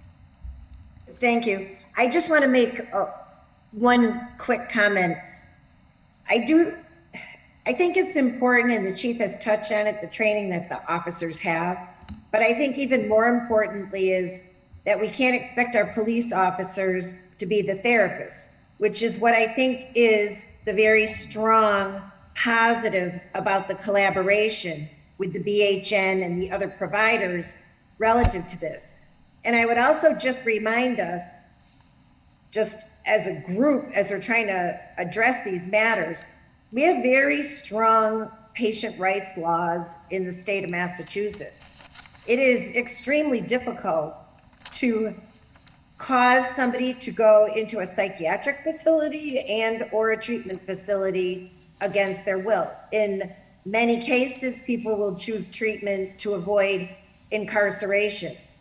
And I have not done a study on this, but from just sort of general knowledge, most people are in treatment for such a short time that they do not achieve freedom from the drug. And the drug addiction itself has been shown by science to change brain pathways. And from what I've seen, the people who have probably had some of the most success getting off drugs, and I hate to say this, are people who've been incarcerated for at least a year. And they're off the drugs long enough where they are able to resume the ability for rational decision-making and logical thought, and are then able, in many cases, to make better decisions going forward. Now, I'm not stating this as a scientific fact. I'm just stating it as something that I have observed. But it's very difficult in Massachusetts with all the patients' rights laws to cause somebody to be placed into a long-term protective situation. So I think our collaborative is kind of the best we can do to try to bring all the tools to the table and work with everybody's best skills for the interests of the people with these complex problems. Thank you. Thank you, Councilor Vacan. And Councilor Maldonado Velez. Thank you, Mr. Chair. Yes, so lots of good information today. I'm grateful for Chief Pride coming down and give us more of what's going on down on Bay Street. I think we talked a lot about homelessness, we talked about drug issues, but there are so many other non-specific criminal issues that this department that I'm hoping to create with item 12 or item 13 would be dealing with, where it'd be like suicidal thoughts, depression, anxiety, all these sort of mental health crises that are invisible sometimes and not necessarily affecting others, just your individual self, that this department can help with and deal with as well. So I am still a believer in that this should be a department that is created, and we can definitely write out the scope and be more specific and intentional as to what this department would do. I hear you, Chief Pratt. If this department were to be created, of course, it would be some sort of collaborative approach across departments with the hub, with what's already going on. But I think just in this conversation, there are a lot of issues that are not necessarily police issues, someone with a gun showing up with a gun issues, that would benefit from having this separate department. And local communities have done it, whether there's Amherst has done it, Northampton, Oregon, Oregon. So there's examples of this happening. And I think, again, I think Chief is doing the work that they're able to do down on Ray Street with what they've been given, with what their skills are. But I think it's time that we, let police deal with some of the real criminal stuff that we are seeing in our city, and start thinking of alternatives to the other issues that shouldn't be on police. And one last final thing I just wanted to say is I do think we do give ourselves a disservice when we say, oh, well, why are you dealing with this issue and not this issue? Or, why is this issue not as important as this issue? I don't think any of us believe that one issue is more important than the other. What we need to be asking ourselves, how do we find the funding to deal with these issues? Or how are we going to deal with these issues, versus falling back into oh, we just don't have the officers for that. No, well, let's find it. This is what people elected us for, to fix the issues and find the resources that are out there. Because, as I mentioned it from the beginning, we're in the United States of America. There's state, federal money that I think we can all, as a body, hopefully collectively try to bring into our city so we can fix all of our issues, and not point each other and saying, oh, this issue is more important for you because of X, Y, Z. No. Holyoke has all these issues. Let's try to resolve all these issues together. So, yeah, thank you. Counselor Kevin Jordan. Yeah, Mr. Chairman, when this discussion's over with, before we have the chief leave, I was just hoping we could, after these are done, do item number 8, because I need him for that order. Sure. I'm with you on that. Is everyone else all set? So these are complied with? Second. Second. All in favor? Aye. Right. Aye. So item 9 is motion Go to item 8. comply with 12 and 13. So 9, because we took them out as Yeah, package. so then all of them are, okay, perfect. Yeah. Thank you. So then, go ahead. Item 8, take off. Do I hear a second? Second. All in favor? All right. Item 8 was filed by Councilor Jordan on June 7, 2022. Ordered that the school receiver Soto and Police Chief Pratt and members of their teams as needed please appear before the Public Safety Committee to discuss, review school safety and active shooter protocols and training in our public schools. Kev, you get, yeah, go ahead. Chairman? Yeah, go ahead. I was gonna say you could start off. Oh, okay, thank you. Obviously, an order I wish I did not have to file. The whole thing of it is completely scary. It's sad that we live in a world that we even have to have this type of a discussion, but sadly, we live in a world that you have to have this discussion. So I want to really understand where we're at in Holyoke on the schools, and God forbid some crazy person decides to have an active shooter situation in one of our schools. Do we have a whole protocol? Do we have drills? Do we have trainings? Are we ready to go? If and everybody knows exactly what they're supposed to do to take out the bad person and save children. I want to hear from the chief and the head of the schools and where are we at with all of this. And I'd really like to understand the protocols, because things that I'm reading about relative to Texas situation is very sobering. And, you know, I'm very concerned about the way things were handled there. And it seems that a number of the experts that evaluate this situation felt that was not handled correctly, and I would not want that to be our situation. So, Chief, can you give us the state of the state on active shooters in the schools and where we're at with these protocols? Hey, sure, I'll do my best. I also have Sergeant Jonick here with me tonight. He's in charge of our schools directly. He can go into more depth about the drills and how many we do and where we do them and how we do them.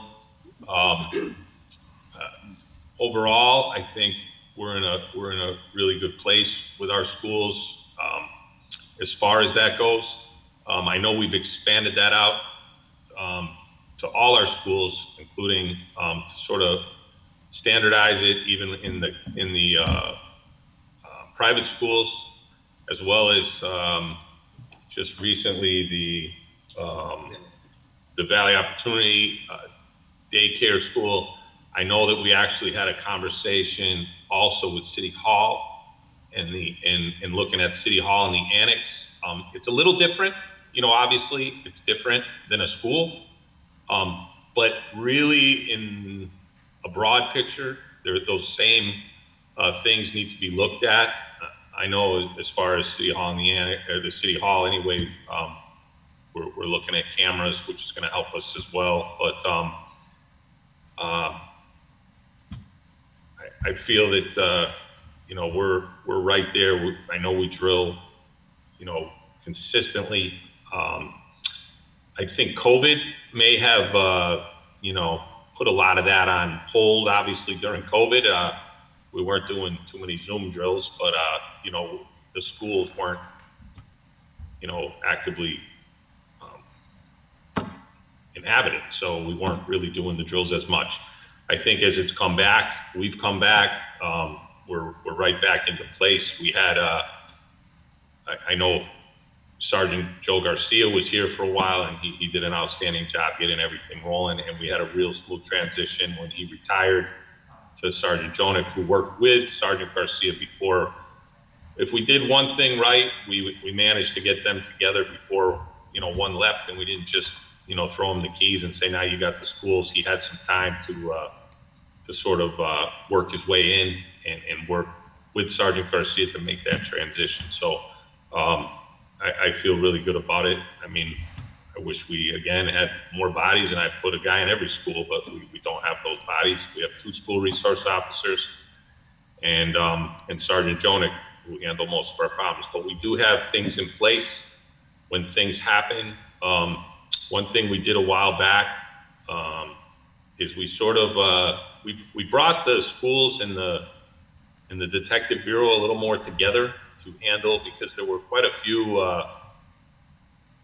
we had a little rash for a while of incidents happening with students making threats or bomb threats or other type of things, and those need to be not just dealt, they need to be investigated, and some of that means going to homes and talking to parents and the kids themselves, and a lot of times that's the most important thing we can do to meet that head on, even if it's just a rumor, and really being proactive, and we did that back even before Sergeant Jones. We did that under actually when Sergeant Garcia was here, and had the better connection there, working with the detectives as well to follow up on a lot of these things. So our school resource officers were handling things that they handle, but not being taken and then off doing investigations and taking them away from the school. So I think we have a good system in place with what we have for resources, and if there's any specific questions, Sergeant Jonick's here. He'd be more than happy to answer whatever. Sure. Well, I want to understand that, one, you have all the resources you need in order to respond to any of these threats. One, that you can investigate all suspicious conduct that is presented to you.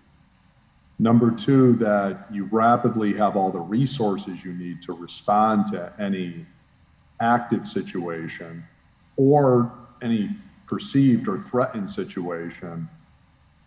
And number 3, that you feel the schools really understand like these evacuation plans, like this stuff is all totally and completely thought out and rehearsed and rehearsed and rehearsed, and that you guys really feel comfortable that it's practiced, and then that you feel between yourselves or state police resources or however this is supposed to go down, and I do not in any way think I'm just trying to understand our protocols, that you guys are on top of this, and that you can comfort the public by knowing you're on top of this.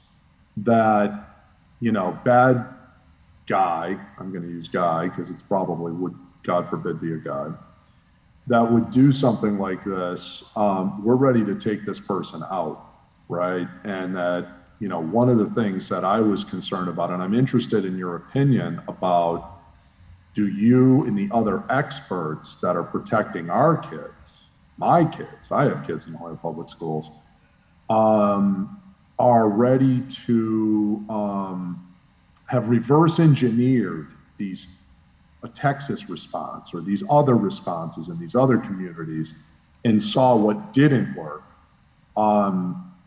Where I'm seeing these horror stories about, it took an hour to get into, the bad guy, and it took forever for the police to respond to this particular school. And that this incident where, the bad guy wasn't engaged. So, do we really look at these facts that occurred in Texas or other of these situations and make sure those mistakes don't happen in our protocols? And do you guys have active discussions with a Springfield, a Chicopee, a Westfield, these other communities, and evaluate each other's protocols? You stress test our programs. I'm interested in your thoughts on some of those types of questions. Yeah, just in the most, what you just said, we definitely collaborate with the other local communities. We actually, I know we do drills with them. And so, you know, obviously best practices prevail, but for the most part, everybody's pretty standardized now. We have a good collaboration with the state police. If you know, again, the worst case scenario here, I think that's, this Texas one is really a head scratcher, and I'm not gonna, you know, it's not all out yet, so I don't like to, you know, armchair quarterback anyone, but I know what you're saying. I know what the concerns are, that, you know, that if, you know, there were police officers there ready to go and they just didn't go in. I don't know the circumstances. I'm sure that will all come out. That is not our protocol, and I can assure you that that would not be our intended response here. It would be multi-layered. I mean, we have partnerships with the state police and the local communities, and we have our resources on that we have, and we would respond immediately, including the school resource officers that we have, including Sergeant Jonick, who's here probably 95%, and probably more than that, of the school days. He may occasionally be off on a school day, but it's rare. Our school resource officers are the same.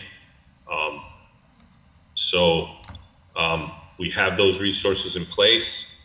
There's no doubt that when anything happens, since Columbine to today, you analyze all those and you adjust accordingly. And you know, I think that, you know, there's no set answer, because what is practiced today to prevent, say, a Columbine or what happened in Texas, the circumstances could change and change the way you have to respond on that particular new incident, which could change the game again. So, you know, I feel that we're as ready as we can be.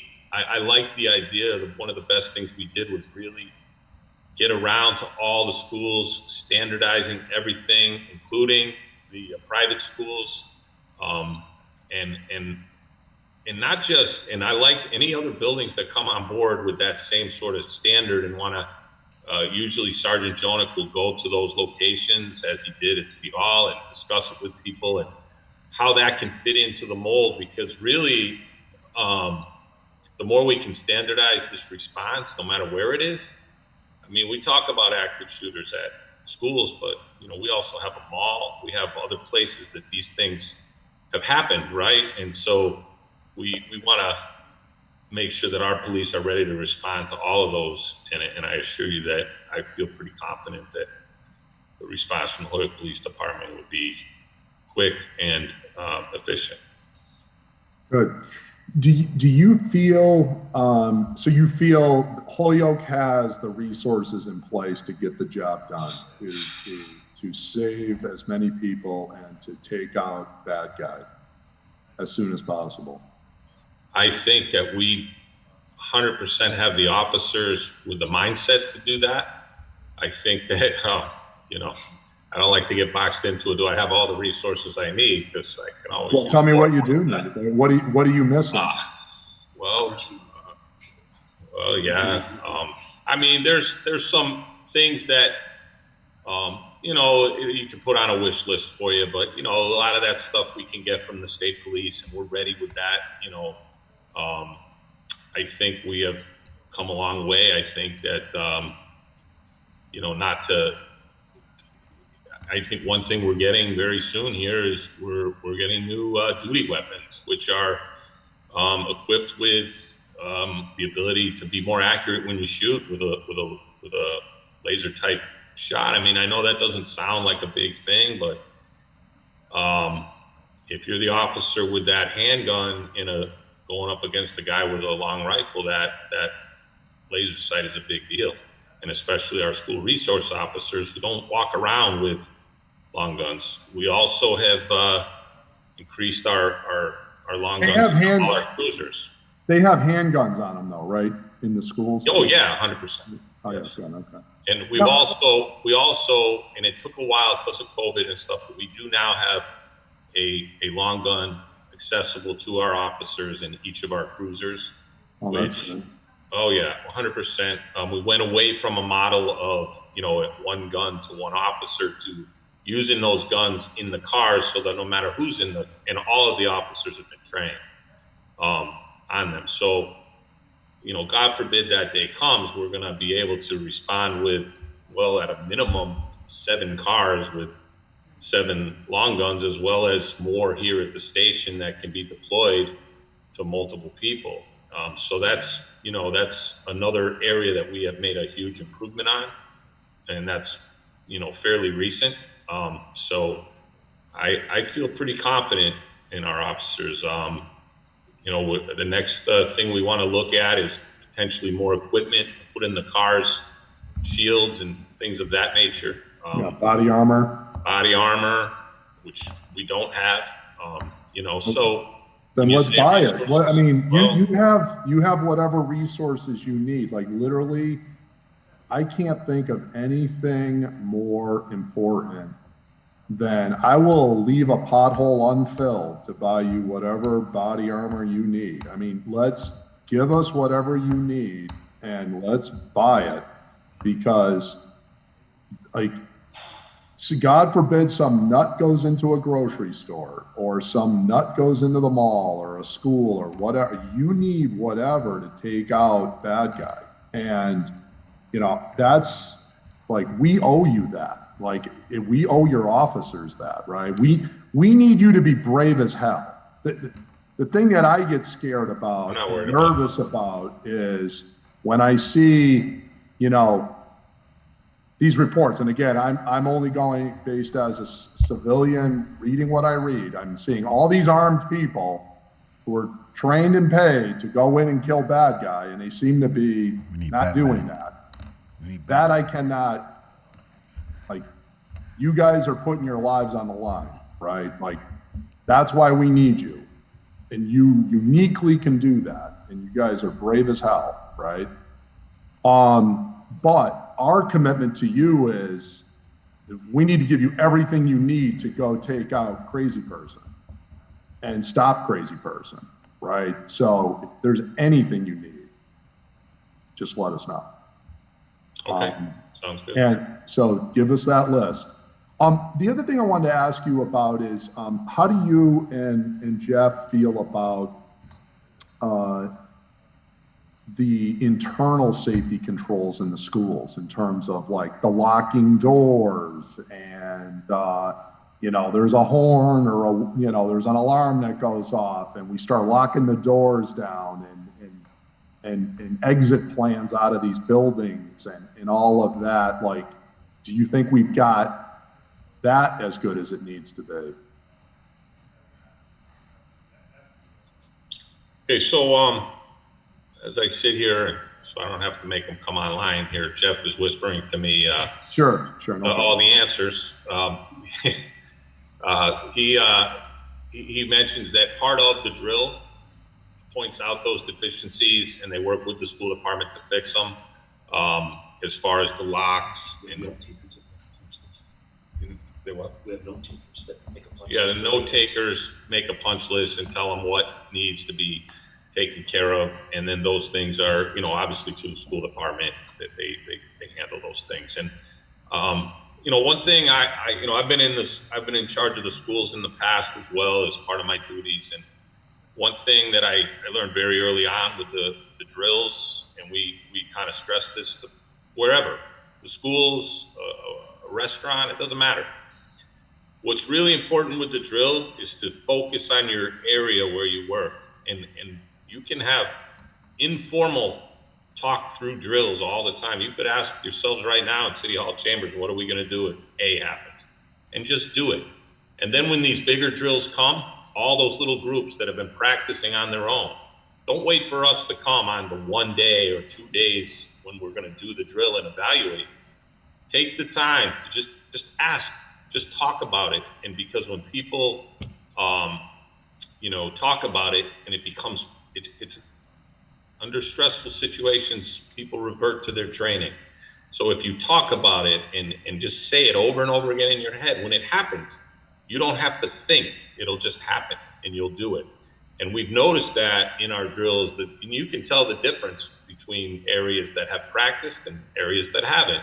And so that, I think early on, and at least in my time, I remember specifically an incident where we did a little drill and we walked in and someone had practiced, what they were supposed to do, and their job was to pick up the phone and call 911, and they did that. And, all we were doing was standing there with a pad and a pen, and they were, nervous because, the police are there, we're going to do this drill, and they want to get it right, and that poor girl pushed the button 10 times trying to dial 911. She forgot that she had to dial 9 first. So you see, like, under that pressure, and we learned that, though, and now it was a practice, and so those little things, you don't think of normally, and could you imagine if there was actually gunfire going on in that school and this person, but they need to practice 911, right? Like, get out of the so it was just a little learning curve. So many years ago, they've since corrected that. I don't want anybody to think we're still doing that. But it was these little drills, these little individual drills that can be done, that when they come together as one big drill really make a difference. And I think that's important for people to understand. They don't need the police to come to their school, for even a teacher in a classroom to say, hey, let's just say this happens right now. What are we all going to do? So everybody knows when you talk about it, and you don't need a formalized drill from Sergeant Jonick and the school resource officers and a bunch of cops from somewhere else coming to help us to evaluate just your little area. At least you'll know, you're worried what we're going to do. We'll know that in your area, you're going to react and do what you're supposed to. And I think that goes a long way. That's probably the most important thing we can tell anybody when they're thinking about this stuff. Right. I tell you, obviously I interact with Holyoke High School the most because that's where my kids go. But, I really like the new security door set up in the front, which, it seems like that adds a definite, try and make it as hard, to get the people, bad guy in there, to give you guys time to respond to be on top of this person. What do you think about, or what's the HPD's perspective on metal detectors at the high school or some of these, the high school, and I would think primarily. Be interested in your thoughts on that. I would say we're never against them at the police department. I know that they do have, they bought two for the high school and wands, the wand, the metal wand detectors. Yep. I believe Dean has it. I know that the security entrance you're talking about, some of the other schools are getting that as well. I think Dean School has always had a pretty secure entrance there. Right. That I see. Anytime you can have that kind of dual door to get through to actually get into the school, and then the rest of it is, I think, again, people within that school making sure it doesn't have to be the school resource officer or the maintenance guy. Everybody should be looking to make sure those doors are locked that are supposed to be locked. And, any teacher, any student for that matter could ensure that that's happening, right? So right. There's some things we can do ourselves to make sure, not just rely on the school resource officer to make sure he's checking those things, which I know they do in their time, but it only takes a minute to prop a door open and it only takes a minute to close it too. So I think, we got to look at that kind of stuff. People just taking some initiative, you see it, fix it. And then make someone also aware that you found a door open, and then at least we can get to the root cause of that. make sure that we're secure, as secure as we can be in buildings that, quite frankly, were not designed to be Right.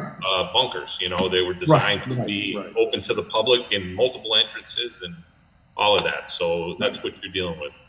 Yeah, right. I mean, it's why we're vulnerable, and bad guy knows that, right? So that's why we have to do the best we can with the deck of cards we're dealt here. Do you feel like it's like, let me ask you this on the metal detectors, just a one follow-up question on that. Do you feel like the school department would be open to that if we had that conversation, at least at, say, the high school level, to do something like that? Is that something where, we probably could either pay for or get a, get a grant or whatever to put in a standing metal detector? Do you think that would be helpful? And, if that's something you guys have had a conversation about, and there's pros and cons to it or whatever, but I mean, I'd be willing to take that up. I don't know if the school superintendent's there, Mr. Soto's there or not at the meeting. I'm not sure if he's here, but I would say that, there are some challenges with using metal detectors every day and having those in place. I'm not 100% where, they stand on it. I would say that having them is it's better than not having them. And if they wanted them, I wouldn't be against it. And at the very least, even if they had the wands, for days when they feel like they need to be checking, they could do that as well, as a, maybe an alternative to having them permanently there. Right. So my last question will be, in terms of our 2 full-time school resource officers, what's the basic, like, where are they scheduled for the day? Like, what's a day in the life for the 2 school resource officers? Is it like you're camped out at the high schools and maneuver to the elementary schools, or like what? And do we need another one? What's your I know that. I'm sorry. I know the school department would like another one for the middle school. I know that basically our school resource officers are at the 2 high schools, but they respond from there. Especially the school resource officer at the high school obviously would respond to PEC if needed, very close proximity. We also handle, and it's really Sergeant Jonick's role, is to sort of evaluate what might be needed based on maybe possible threats or things like that. We do hire other officers to go to certain schools on certain days if we feel that's necessary, to have a police presence. Sometimes that police presence is as easy as Sergeant Jonick in the cruiser at that location, and that can be handled by him personally. Or possibly we need an officer stationed there for the day. He also coordinates that our school resource officers, if they had to be off for any, I guess if they got sick or they got hurt or they were going to training, he would coordinate that to fill those slots on those days with at least an extra police officer there, so that they might not be a trained school resource officer, but at least we would have an officer there to handle things if needed. So that's part of the role of Sergeant Jonick, to sort of coordinate all that and do the best we can. I believe there are 12 or 13 schools, and we have 2 school resource officers at the high school level. So other things happen in the other schools that the school resource officers will respond to if it's needed, or Sergeant Jonick will, if he can go there and handle it. He will. If it's a call that we can just send a regular cruiser to, we can do that and follow up later with the school resource officer or a detective if necessary, if it's a more serious thing. So that's basically the day in the life right there of our school resource officers.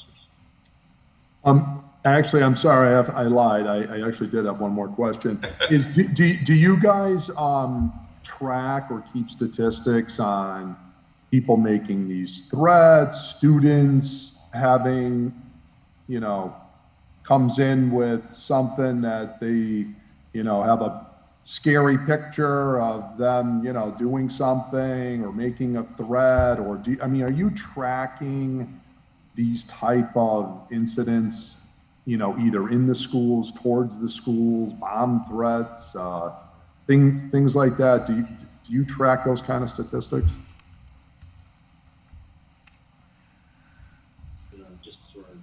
I mean, I know obviously we track anything we have a call for, we could pull those statistics. Do we track them separately? I think the school does. So you have, Jeff's whispering to me, critical incident reports that they fill out and do. So,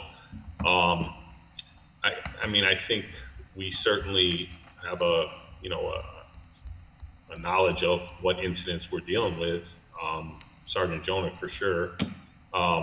But do we formally track them as a statistic? No, we don't do a lot of statistics here, but something I could use as a crime analyst.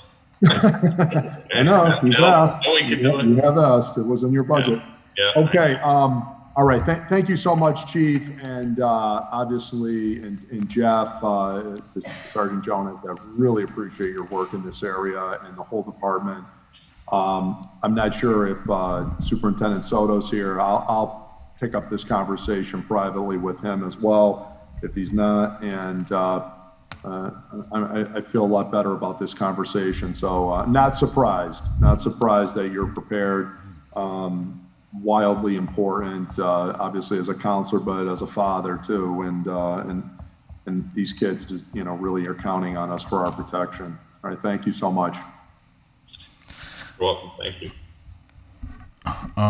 Quick question. I see Counselor Vagan, but I have a quick question, just real quick. Yeah, quickly. So, yeah, because it's getting late already.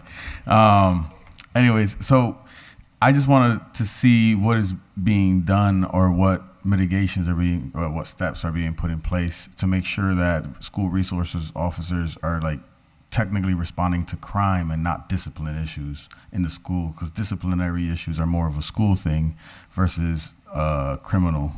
You get what I'm saying? So that way we're not arresting kids for things that normally would be a disciplinary issue versus arresting them and making it a criminal issue because it's happening in front of a police officer. Where when I was in school, it would be a different concept, even though there was school resource officers in almost every school, and they all had wands when I was in school. But yeah, if you could speak to that a little bit real quick.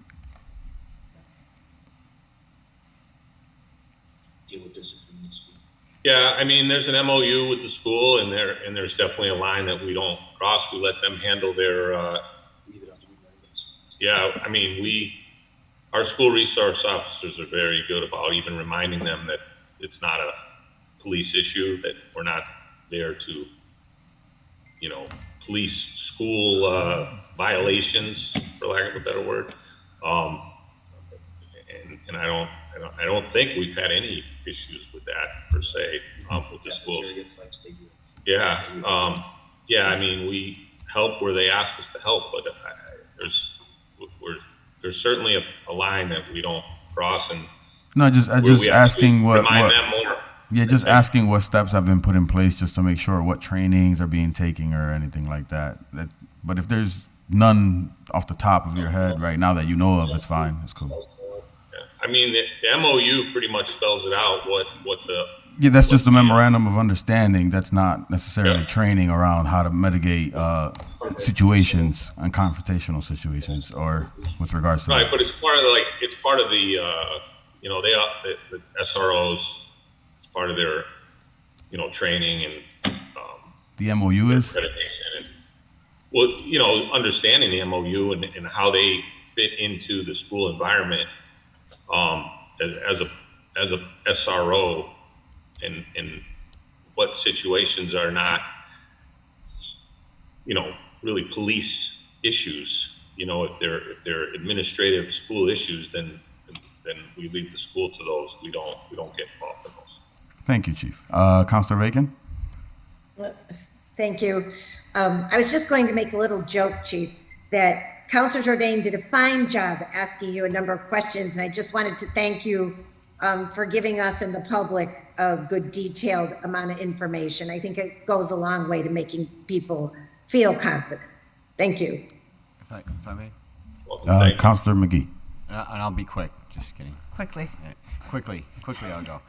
Chief, thanks for coming in and just for Counselor Jourdain and everyone, I know Ian White did do a training or a test, as we'll call it, for what we're talking about, and the mayor was there to observe that, and it went very well, and all the teachers and everyone and the students to make sure that the lockdown drill went according to plan. So they are doing them. I know it firsthand.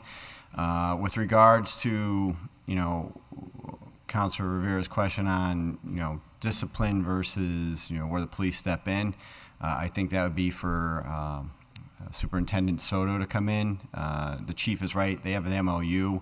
They basically wait for the schools to kind of tell them where they have to come in and then, help out. Their job is not there to arrest. It's only to assist, based on my knowledge of it from prior experience. So I think the chief is kind of saying it exactly the way we need to hear it, but Counselor or Anthony Soto can actually elaborate in detail as to how the school system brings them in to then manage it going forward. So I want to thank the chief for coming in and offering up all the information. I know, as with anything on a committee, you throw things at them and they're thinking one thing and then it's several other things. So I know the chief has been very good to us in getting back to us on anything that we've asked for. So once again, Chief, thank you. Well, Counselor Juan Anderson Burgos. And thank you also, Chief. Yeah, I just wanted to note that the chief is not off the hook yet. I do have item order number 10. Mine, I promise you, it'll be quick. It'll be a quick one. Quickly. Okay, so do we want to, can we Want to entertain take a up motion? item 10 at the same time while we're on this?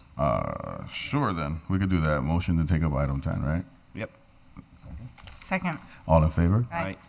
All right, item 10 was filed by Councilor Anderson Burgos on April 19th, 2022. Order that the police department provide the city council with a report of intersections with the highest rates of accidents. A discussion of safety concerns would be helped by having a broader picture of problem areas instead of discussing individual issues. So, Councilor Anderson Burgos, if you want to just elaborate real quick on your order so that the chief can provide you with a breakdown. Yes, thank you. So I filed this order because after sitting in city council for 4 years, I've seen orders, I can't even count how many, that come across our way, and it's just not specific to Ward 6, but it's the city as a whole, of how many accidents and speeding and so on and so forth. And I guess what I'm looking for is help find a way to start addressing all of the traffic issues that the city has been dealing with in the past. Just trying to find a way, get a greater scope of things, if you know what I mean.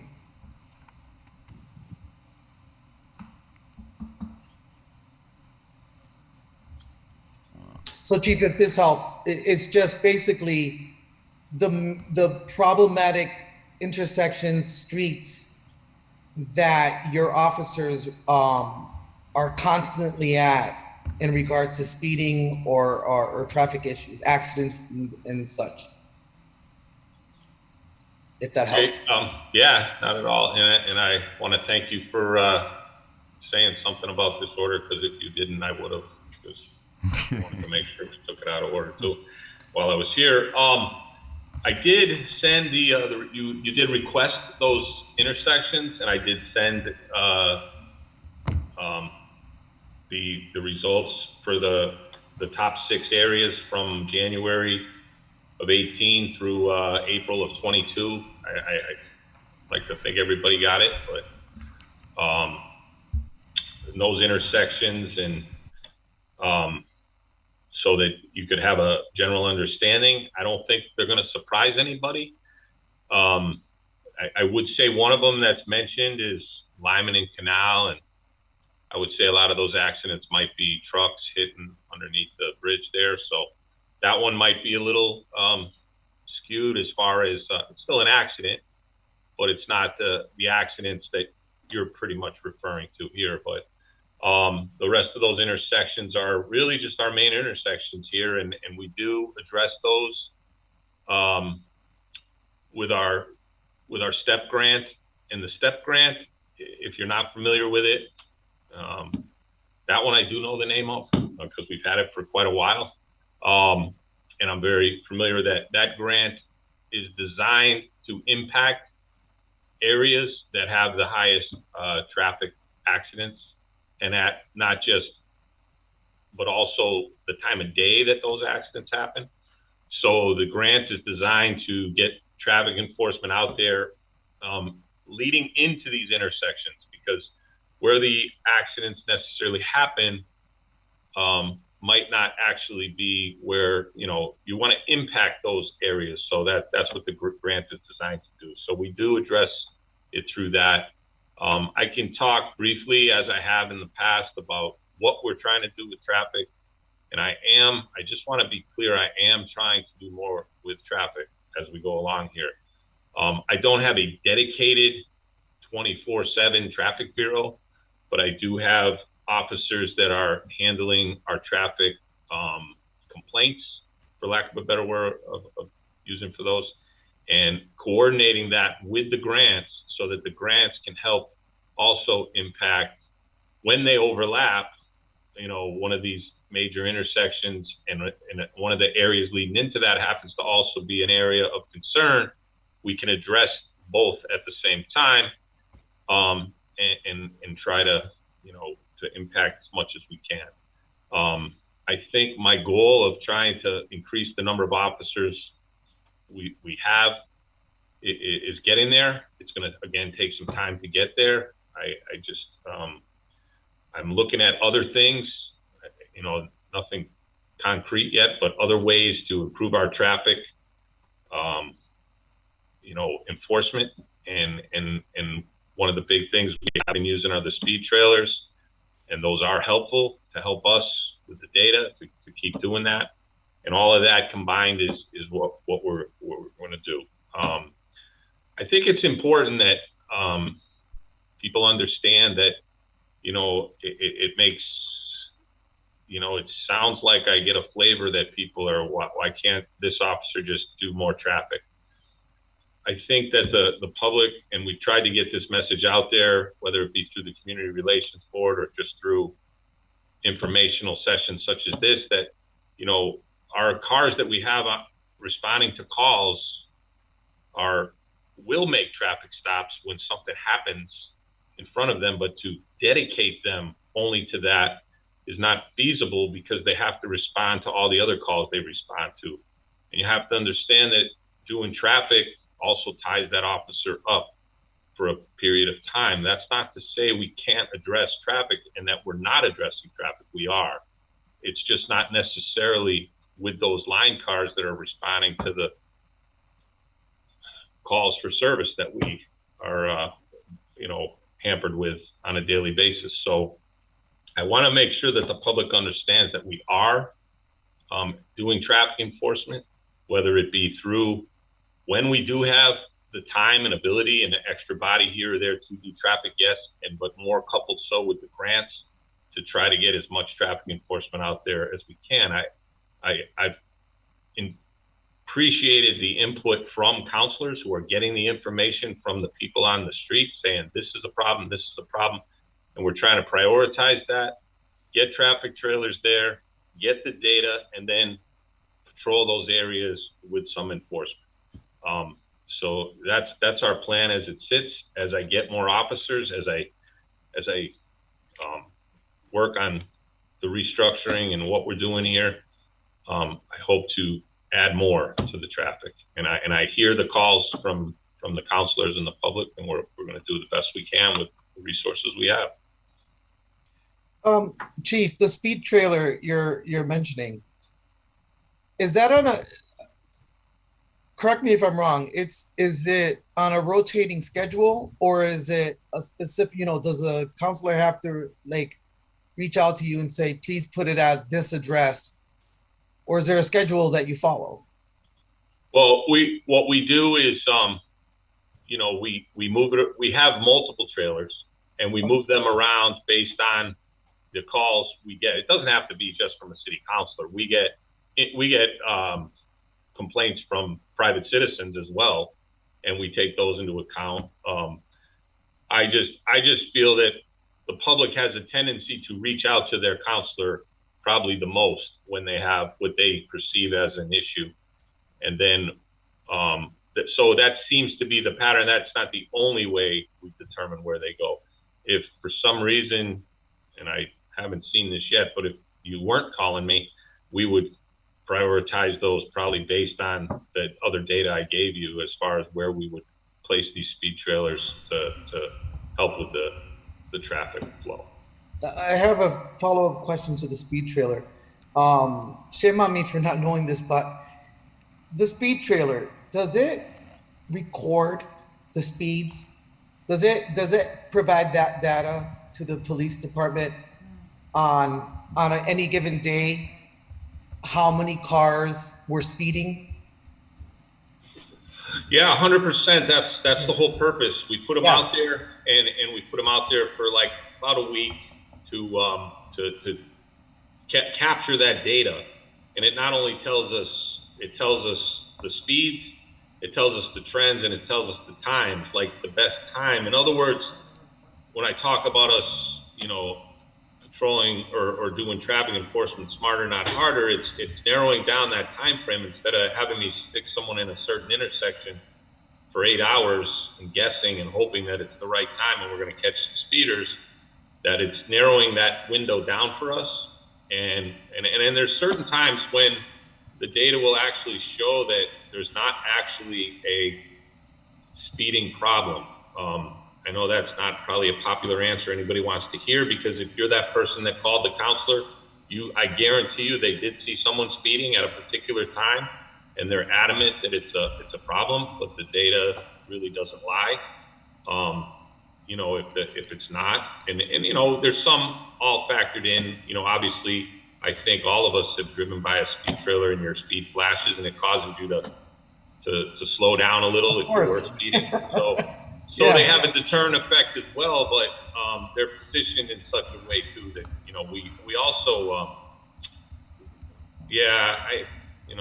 part of the tactic is when you see them there and they're not flashing, they are still monitoring the speeds. So there is two sets of data that we get when we set them up. So it's comparable, and we can do that. And then for the most part, it does tell us when is the best time, and then that's when we take the resources we have and place them in those areas so that we can do some enforcement to couple with what we've been doing. Now, I know some communities put those in permanent places, right? Like if you have a real bad place, that's something that we could look at, and purchasing, more of those that permanently stay there and monitor speeds. And,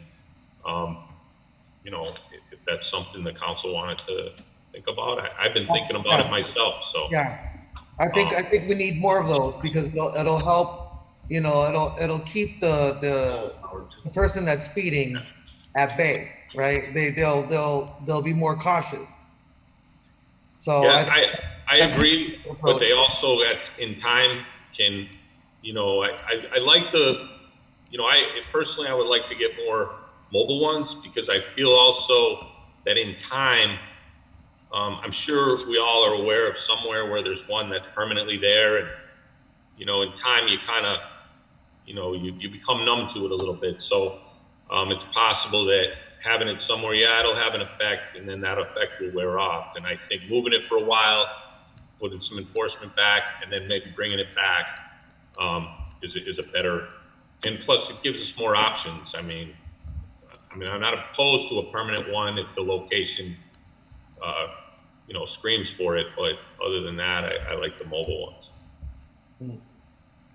Because today's speeding problem might not be tomorrow's speeding problem, and the ability to move and have that flexibility, I think, is important.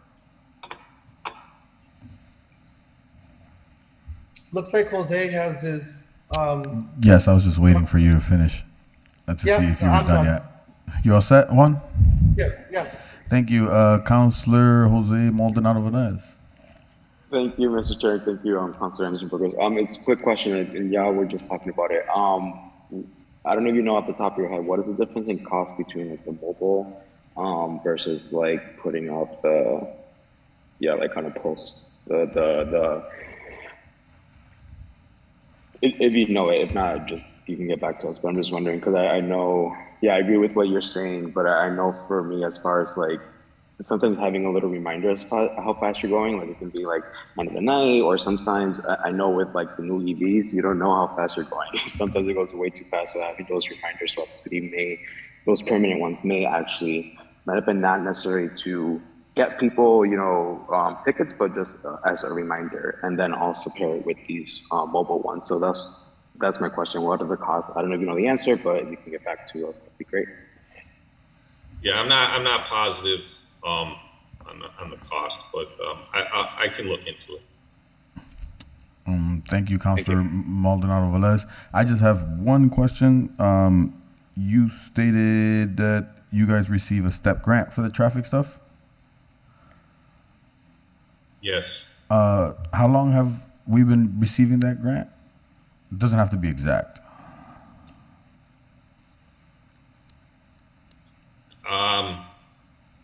Ballpark. Definitely, we've had it for, I would say, at least 5 years. Okay.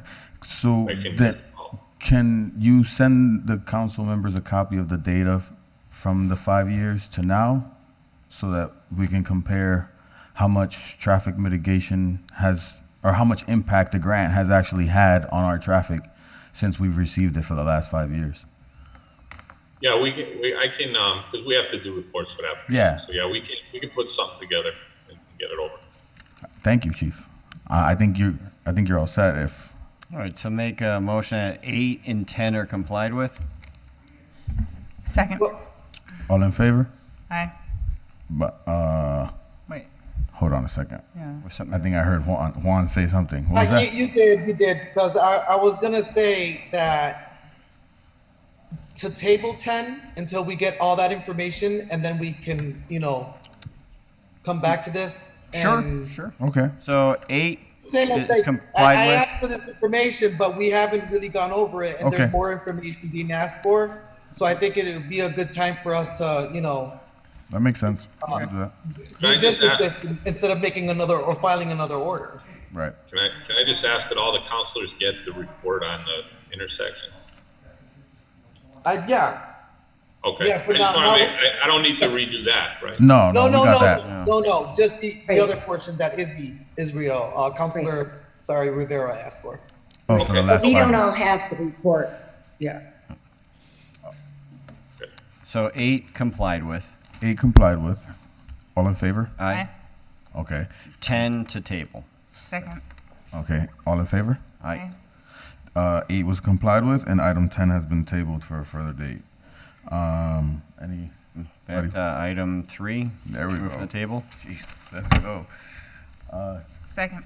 All in favor? Aye.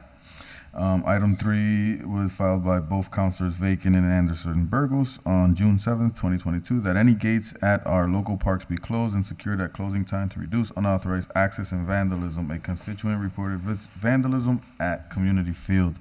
Either Vacan or Juan can speak or elaborate. Linda?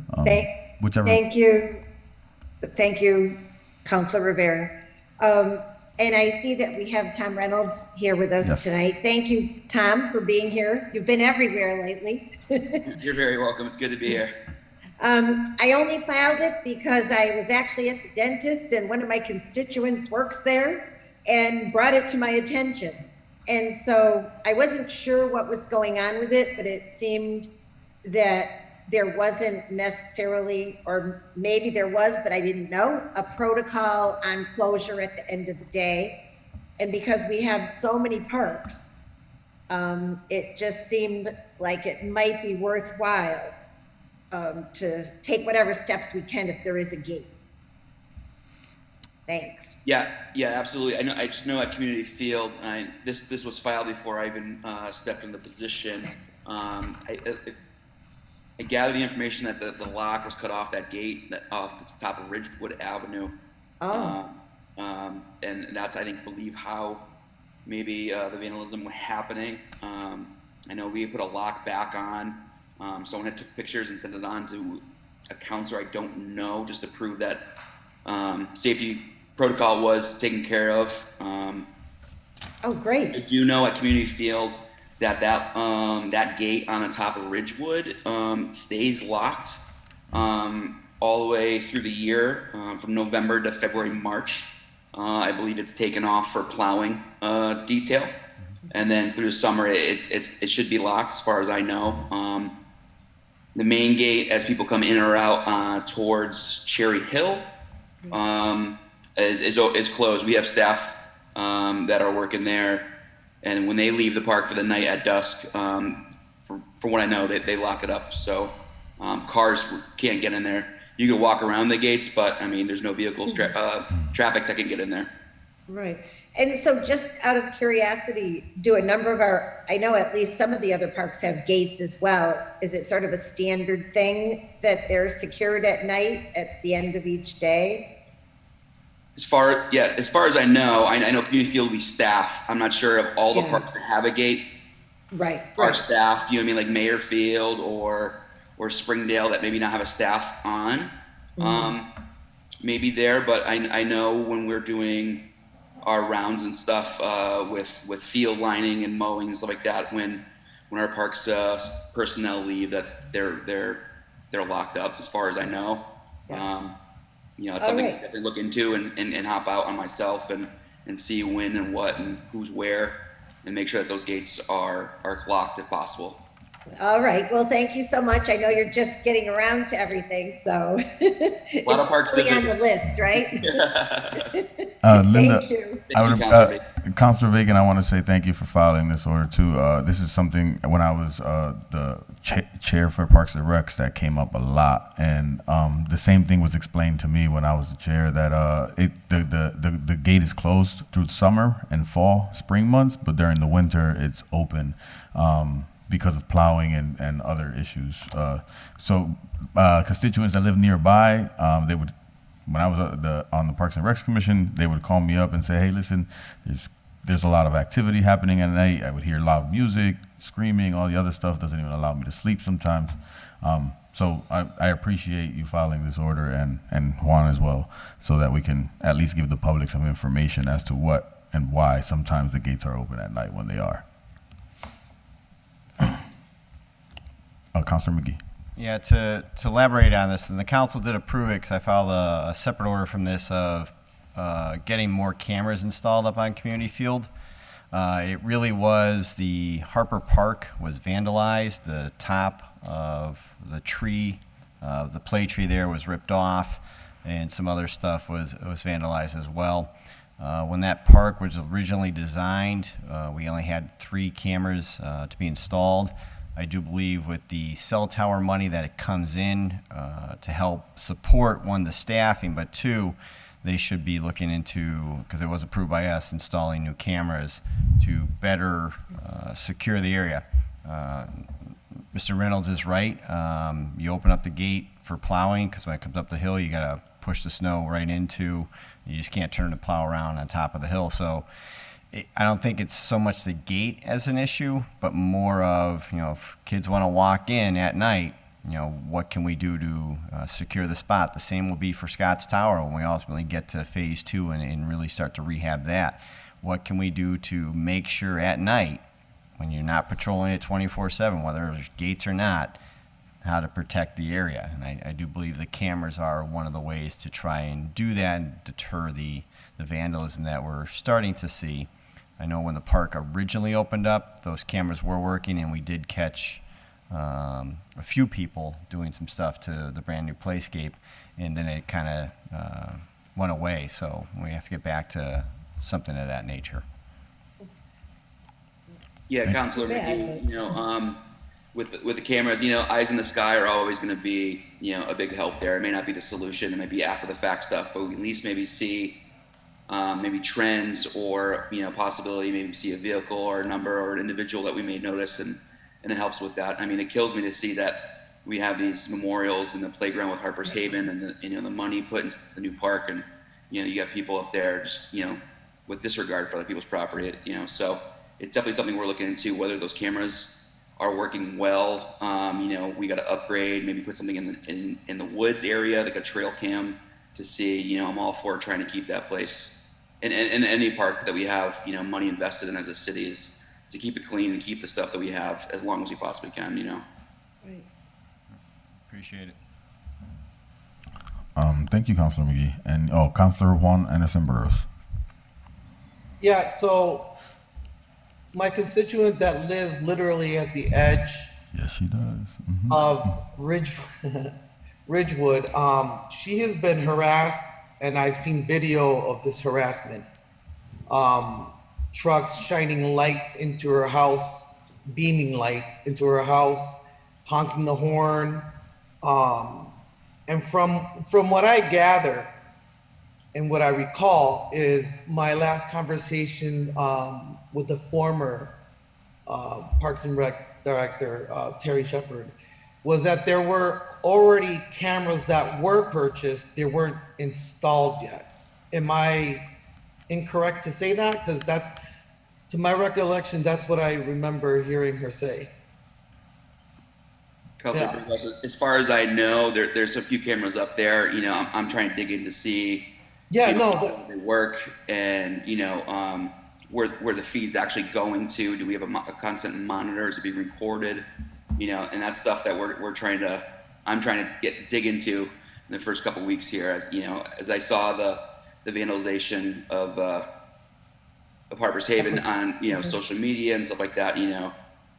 That's something we're digging into, and if we got to upgrade and redo, and we're going to do whatever we can to make sure that place is taken care of as other places as well. Yeah, Tom, thank you. So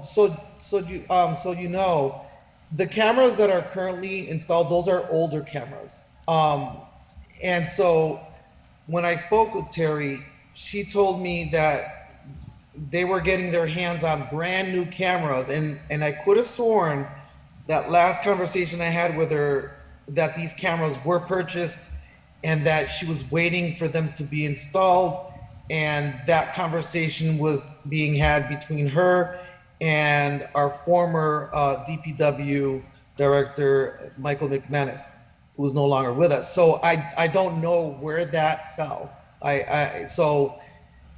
I'm not sure if you can look into, see if we do have these cameras, and if not, how quickly can we get them installed? Yeah, Councilor, as far as I know, from what I'm understanding, that there's cameras there. Again, I think you're right with that. They've been there for a while. Whether the quality is, technology is always changing. So that's definitely something I can dig into and figure out where we stand on the cameras up there. If we have cameras purchased somewhere and they're sitting waiting to be installed, that's definitely something I can dig into ASAP and try to get this, rectified as soon as possible. And if we have them, get them up. I mean, what were they sitting in a box for?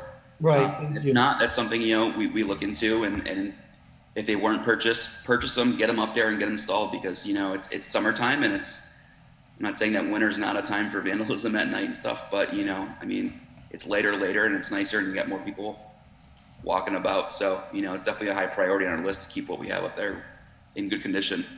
I wanted to mention as well, I just got a notification or a message from my constituent who lives there. What she's stating is that there's cars there now at the park as we speak. There's cars there now, which would either indicate A, that the gates were left open, or B, that the gates are closed and those cars are now stuck at that park. I don't know what the case is, but I just wanted to alert you so that you know. Well, thank you for the alert. I know before the meeting, I went up to that Ridgewood area gate, put my hand on that lock just to make sure that there was a lock there.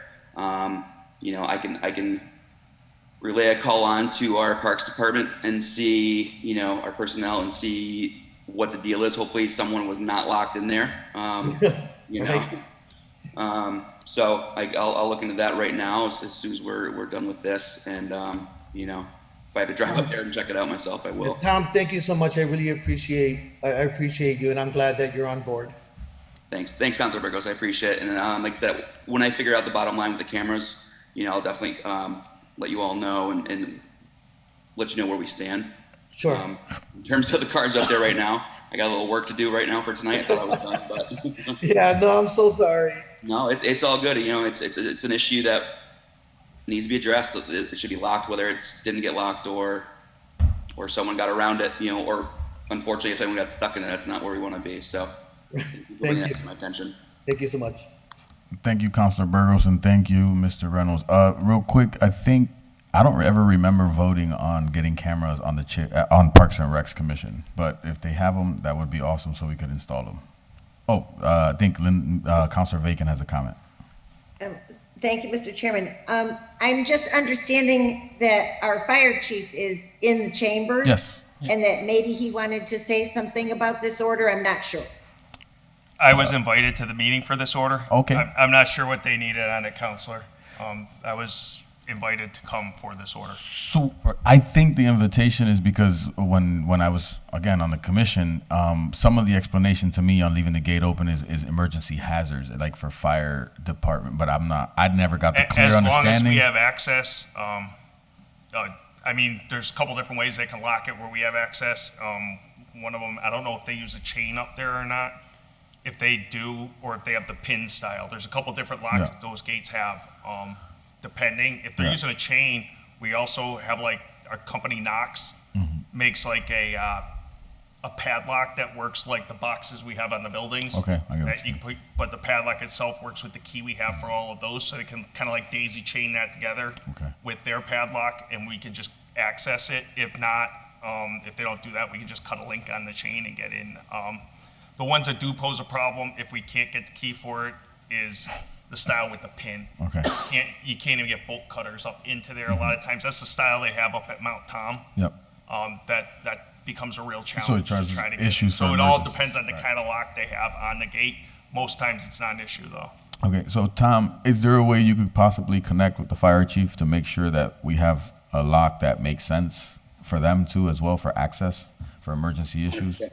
Absolutely. You know, it takes a village with this. So, yeah, I'm totally on board with whatever they can get into whenever need be, you know, whether it's patrolling or God forbid, emergency.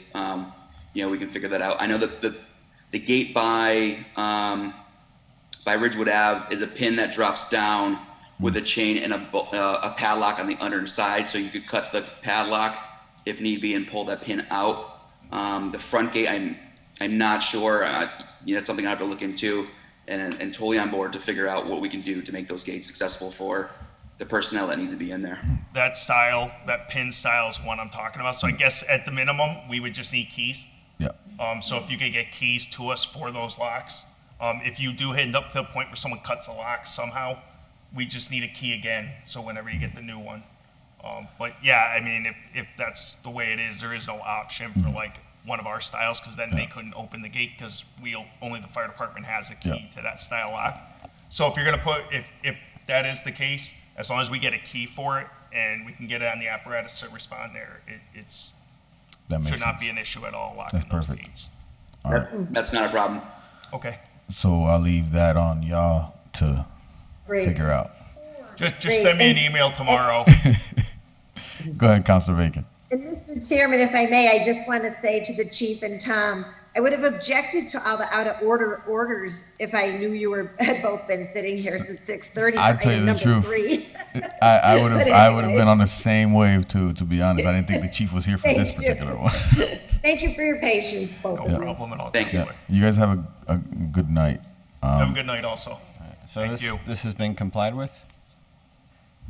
Motion that, which item is this? 3. Motion that item 3 be complied with. Second. All in favor? Aye. All right. Item 4. Item 4. So just so the committee knows, there's, the city engineer's been here since 6:30 as well.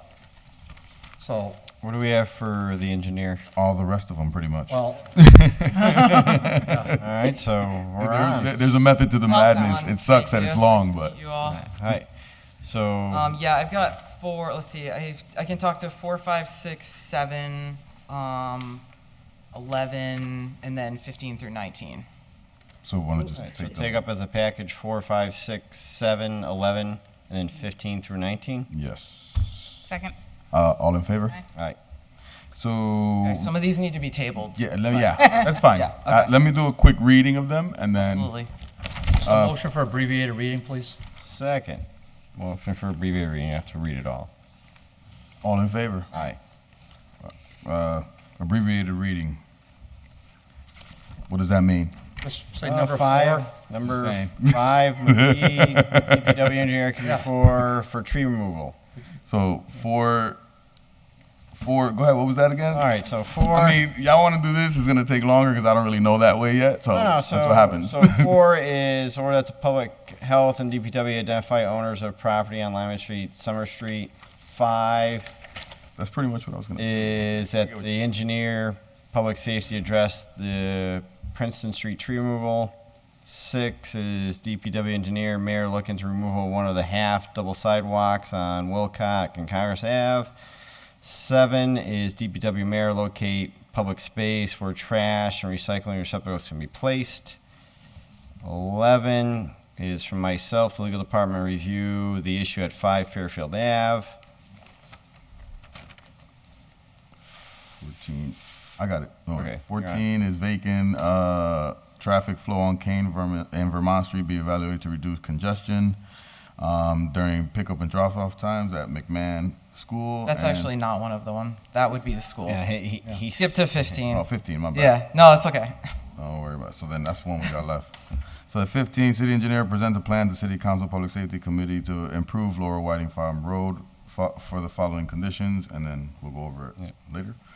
16, a blinking stop sign be placed on Linden Street, intersection Mackenzie and Anderson Ave. 17, that we consider adding a left turn signal to traffic lights for southeastbound traffic at the intersection of West Franklin and B Street. And 18 is that slow children play signs be placed on both ends of Locust Street and West Franklin and Mackenzie Ave. And 19, that the city engineer look into whether installation of traffic light at the intersection of 141 Bemis Road is necessary in order to mitigate traffic concerns. I got an email from Amy stating that if we could table 7 and I believe, let me verify just in case. I think that was it. Yeah? Who's Aiden? Amy? The Amy. DPW? Yeah, the I had no acting idea director. which is it, Aiden. Well, we'll table it, but we're gonna discuss it. No, we can just, I'm cool with discussing it too. Good, that's great. She said 7 and 4. Well, number 4 I can speak to actually. Okay, perfect. Yeah. So let's start. Do you want me to start with that? Just give me a second. Yeah, 4, go ahead. okay. Well, number 4 is going to be quick. So that is something that should be directed to the Board of Health. So they would deal with those issues. Yes, and he responded and he said that he gave information that the person that could possibly be deceased and that they've been sending tickets and finding them for the last couple years, and are looking to try to a best way to mitigate the issue with that lot in general. And then the other lot, they usually cut the grass when we find them, so it looks like we're about to find them, Right. so they can cut the grass. But yeah. Okay. Yeah, I know there's a group that meets monthly to deal with properties such as those. So item number 5, this is about the trees that were removed and planned to be replaced on Princeton. I know that Bob Parent, who's the outgoing city engineer, is dealing with the residents on Princeton, and I know that they have a lot of input, and he's listening to them. But he's guaranteed that it'll be a one-to-one replacement. So every tree that was removed either by HG&E or the city as part of the sidewalk project will be replaced.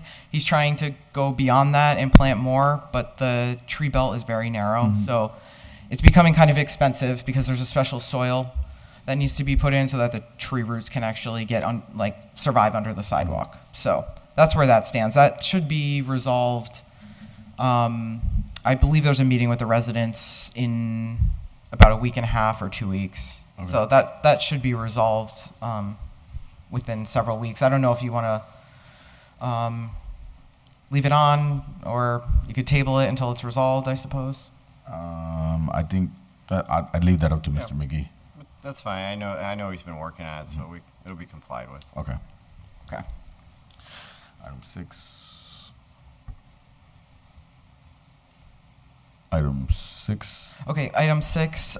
So this is about the wide sidewalk that goes from the building to the edge of the pavement on South Elm between Wolcott and Congress, and that would be eligible for the CDBG grant funding that we have for sidewalk replacement that's coming up in this upcoming fiscal year. So I did speak with Councilor Bartley about it, and unfortunately the amount of space, it is a 60-foot right-of-way, but the amount of space with the other sidewalk on the other side of the road, there's only 42 feet available, and we would need 54 feet in order to do angled parking. So we won't be able to do angled parking spaces, but we will be able to restore the tree belt, and it'll look pretty much like the rest of the street does, where there's a 5-foot sidewalk and a grass area on the other side of that. Awesome. I would say, if it's cool with Bartley, I would say complied with too as well. But Well, I'm just hoping we can just run through these, and I'll follow up with, let her run all through. right. So Thank you. 7. Okay, 7 is something that we would like to table. I know that Amy Okay. has been working on that, so. And then if we go to number 11. Yep, so this is about the 5 Fairfield Ave. That is a building department issue, so I actually forwarded the issue to Damian Coate, who's the building commissioner, and so I can follow up with him, but yeah, I saw the photo was difficult to see. I just received it today. I kind of understand the issue that there's no egress through the alley, but it is private property, so it's a building commissioner issue that the fence is falling into the alley. One thing on that, because I know you weren't here and Bob was, and the resident was here.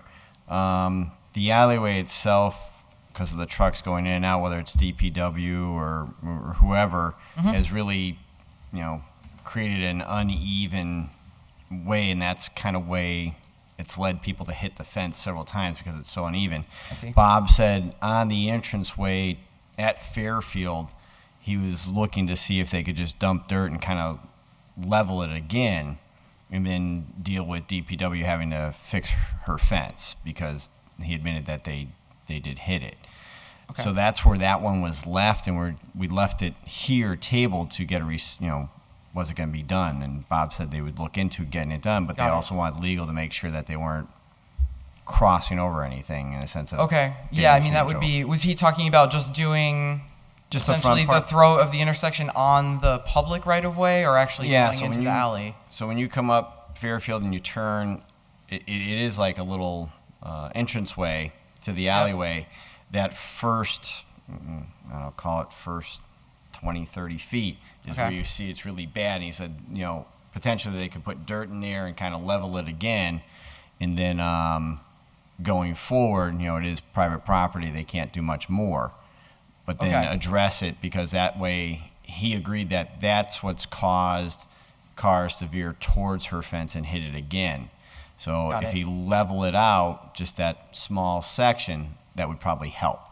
Okay. That's where he last was with us. I can speak with him about that. I probably wouldn't recommend doing anything on private property. That's why we Wanted to whatever add the legal. right of way is from Fairfield into the alley, we can do something there. But as far as going, I don't know. You said 20 or 30 feet off. Yeah, of he the- didn't want to go all the way, and we Okay. all agreed on that Okay. last time. Yeah, I should go out and look at it, and I can also wait till he's coming back the end of next week, so Sure. I can speak with him about it. I didn't realize that this had already been. Well, I guess it says it was tabled, but I didn't realize the resident was here. So. Nope, no worries. Okay, so I guess we can just table that again, Yep. and I'll talk to Bob about it. The next one is 15. Yep, so 15,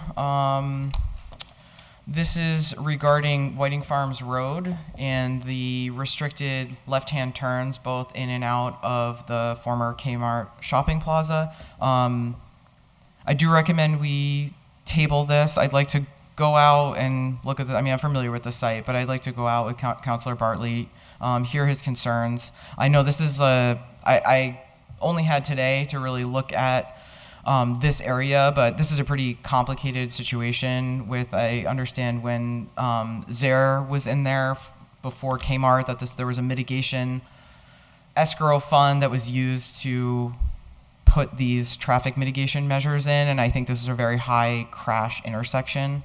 So it's not something we can't just take that out because it may result in having, again, introducing a high crash intersection. So it's something that likely, I mean, we probably couldn't do in-house in the engineering department here because I don't have the capacity for that. So it'd be something that we would likely hire out for a traffic study. So this is just a longer term investigation and probably need an engineering company to actually do an evaluation of the intersection. So I would propose we table it. I mean, we'd have to look for funds to do a study, and I'm okay with tabling it, but if we do table it and when we come back, could you bring like a couple different quotes of what it would cost to bring outside engineers? Yep. Just so we can know. Absolutely. Yep. All right. 16. Yep. Item 16. So this is regarding a blinking stop sign at Linden with Mackenzie Ave and Anderson. I did take a look at that intersection.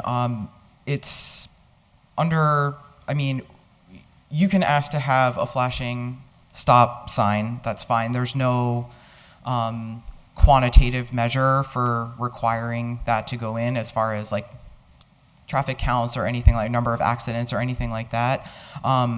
The thing I wanted to bring up with that is it is in a residential area. Those stop signs blink. I think they have to be between 50 and 60 flashes per minute. And it's red LEDs around. I mean, you've seen them down on Ray Street, and there's a few other ones in the city.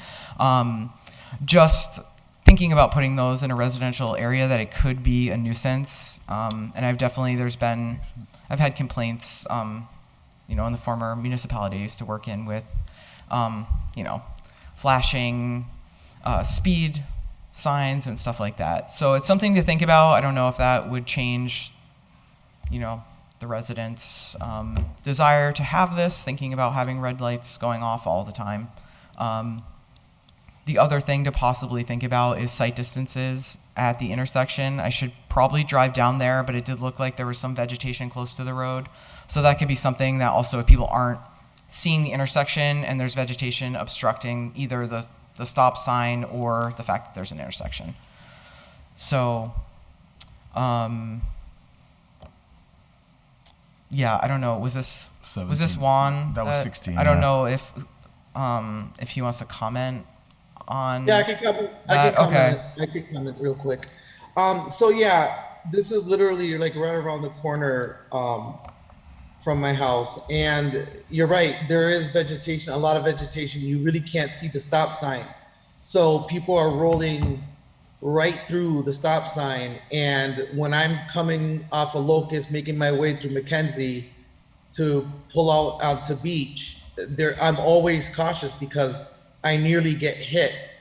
Cars are constantly just driving past the stop sign. So if a bigger stop sign, if there's one available, but the constituent who lives near there actually asked for the red flashing stop sign.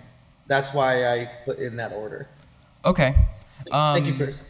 Yeah, no problem. I would propose you start with some vegetation management there. The flashing stop sign is possible. I believe it's probably like $1,500 to $2,000 for one of those because they do have a solar.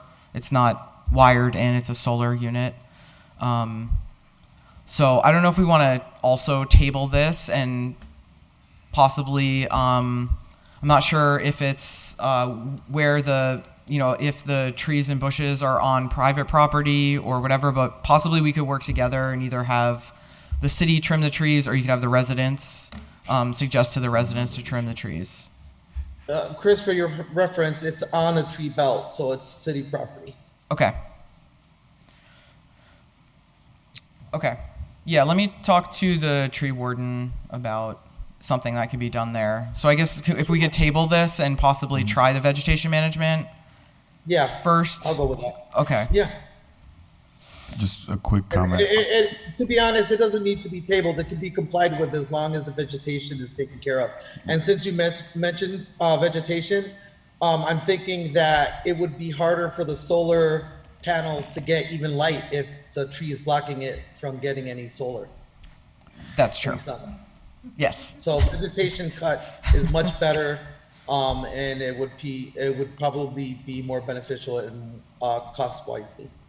Okay, great. So I'm hearing you want it complied with then. Yes, as long as the vegetation is taken care of. Yes. All right then.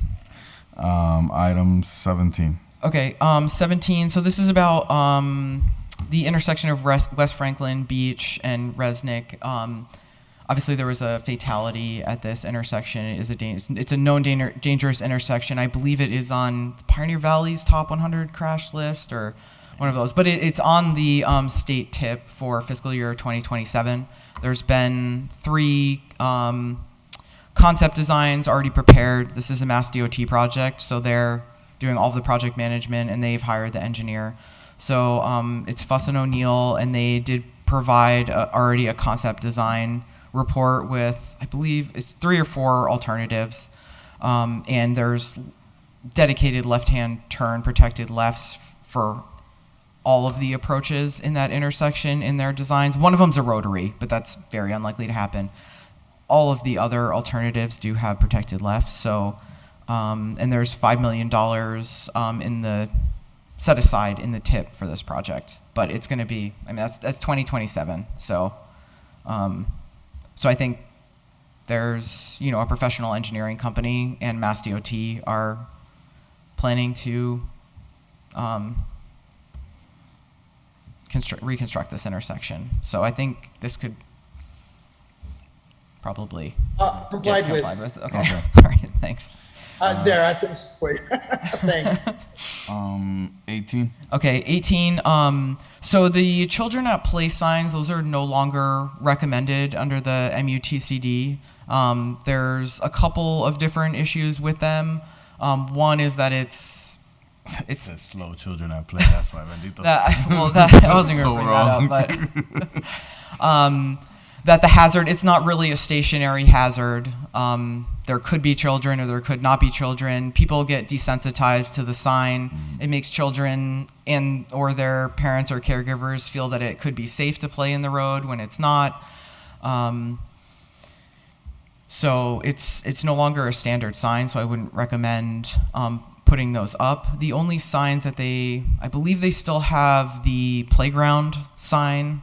I think there's one of those on Westfield Road, or the playground where there's a crossing. So that would be possible if it is near a playground, but we can put whatever sign up, but this is not an MUTCD standard, and I wouldn't recommend having it on the roadway. Okay. So go ahead. Yeah, so on the small stretch of Locust Street that I live on, there are 2 families who have children, and now a 3rd one just moved in. And these kids are constantly playing on the street, and it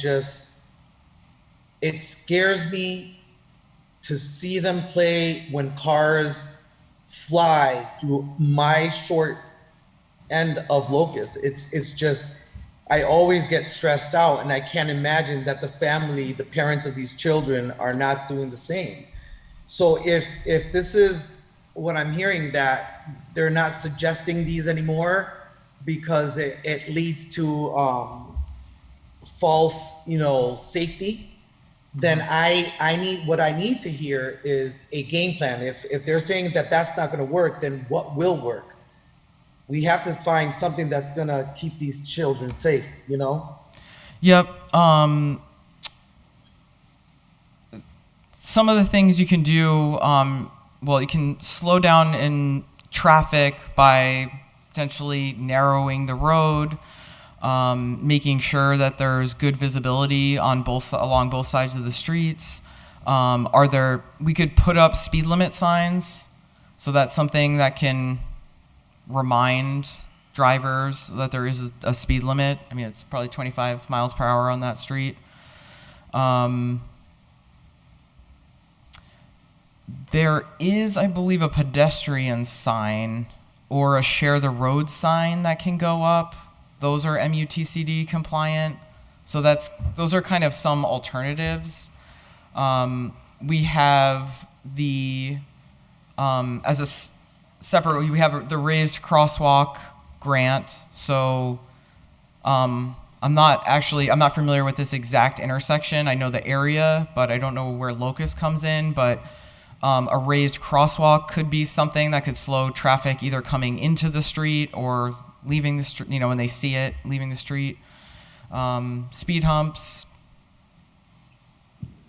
Visible sidewalks on the side of the road. I don't know if there's, anything obscuring the sidewalks, but things that catch the driver's periphery and help slow traffic.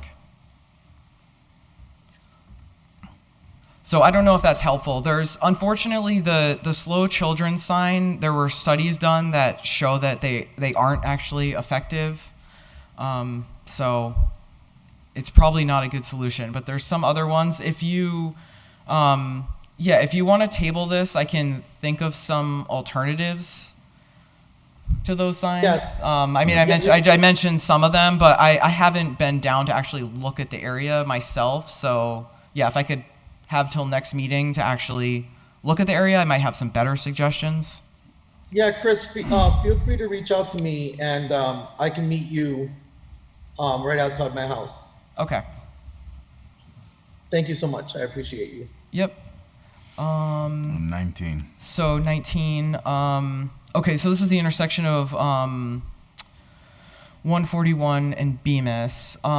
So there were traffic counts. This is sort of underway. So in March, this is before my time. Obviously, I just got here a couple weeks ago. Welcome. Whoever the construction inspector that was here did do traffic counts on Bemis. And there's essentially two different things that would warrant a traffic signal, and it's very quantitative. It's really spelled out whether or not it's warranted. With the data that I have, unfortunately, I only have the daily counts. I don't have the maximum 8-hour period. So there's one condition that may warrant having a signal at that location, but I need until next meeting to actually get the data off of this person's computer with the software in order to get the hourly data, because I don't have that. So the main road definitely has enough traffic to warrant a signal there. Bemis is the one that's in question, whether there's enough traffic going toward the approach toward 141 to actually necessitate a light there. So that one... yeah, we could table that one. We could table it, yeah. I guess for better or worse, that's a very quantitative answer. There's two different conditions that could give you a traffic warrant, and Mass DOT is not going to okay it without that condition being met. So that's sort of a yes or no answer, and I just need to get the data off of this person's computer. Thank you, Chris. Councilor Bartley.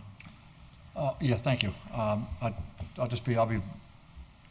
to go really fast. So just on number 4, I would just humbly say you could probably, from now on with something like that, just contact the Board of Health directly and ask them to open up a ticket, and they'll send the sanitarians there.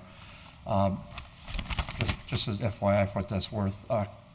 6, we're going to definitely say complied with for right now, and then I'm going to file a separate order to see if we can get CDBG funding. So I'll have that for the August 2nd meeting to ensure that that gets in the hopper.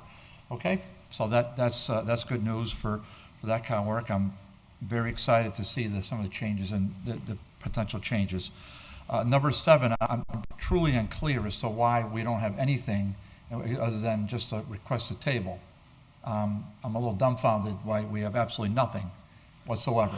That was something that the acting director was here actually to present on, but she had to leave at 8:30. She had to leave at 8 o'clock. So 8:30. she stayed as long as she could, and then she had to go. Well, yes, even maybe like a little email to me, something to that effect would be. I can ask her to write an email. Better than nothing. I think, did she provide you She provided all an information email. in the email? No, in the Okay. email she just asked to table the Okay. 2 items. This one, and that she needed more information for item 4. But what I could do is send her an email and just ask her to provide us a quick I know that summary of. I know she did look into it and Because has a just response. that's I all. agree 110%. Just so we can move this along. That's all. I mean, I'm not looking for a huge study. So, are we tabling that one? Yes, out of respect to Okay. the acting commissioner, sure. I think we should, but I presume she'll come back in a few months with a deeper study, right? And then on 15, I don't want to. I like your idea about having quotes, but I'm not necessarily interested in quotes at this point. What I wanted to resurrect this thing because this thing almost got knifed in the back, and so I wanted to bring it back to our attention because it's just a very serious matter. But it's still here in committee. Chris and I are going to meet hopefully the week of July 4th at some point. We already discussed that, and we'll meet on site, and I'll go over the concerns that have been raised to me and that I've raised for years with succeeding engineers and DPW superintendents. To a person, I think they've understood it, and now we have a 3rd or 4th change of regime, and so we'll just go over it again. So I'm grateful for that. I just wanted to say to the chair, to my friend Juan, one is Juan, if on 16, I think you want to say complied with, but you want to say refer this to the Public Works Department to have the trees trimmed. So that's what you want to say. So that it's motion complied with and refer to, and with copy this to Public Works to have them trim the trees. And then Thank you, Councilor Bartley. Yep, and then Wouldn't it be a city forester, but it's the same, right? Forester, but DPW. It's the same. It's the same department, Yeah, but some foresters even better. And then on 17, I think you want to say, again, through a chair to my friend Juan, I think you want to say this is complied with, and I think you want to say, say novena that this TIF is going to happen, because that's just a huge canard. We've been waiting for a TIF for Maple and High since 2015, and now I understand it's been defunded. So we're gonna find that out from the state rep and the state senator in short order with another order I'm gonna file to see what happened with that. It's a joke. No disrespect, you know that. I don't work for the state. But this is you're just a messenger. I'm not shooting the messenger, but I'm shooting Mass DOT because we've seen this act before. But I think, if I may, you may just want to say complied with, and then you may want to follow up with Mass DOT. And then on 18, I would say complied with, but I would say refer this to HPD for traffic enforcement. I mean, that's what I would do, but if you got other ideas on that one, but those are just my thoughts. Thank you. Thank you, Councilor Bartley. So I gotta go through this real quick. I have 4, 6, 16, 17 complied with the recommendations that Councilor Bartley said on, complied with, send to forestry for 16. With regards to 7, 11, 15, 18, and 19, those are tabled at the request of You said the engineer and the 7, 11, and 19 are tabled. So I'll entertain a motion to table 7, 11, and 19 at the request. 18 and 19. Or 18 and 19 at the request of the engineer and the makers of the order. And the makers of the order. Second. All in favor? Aye.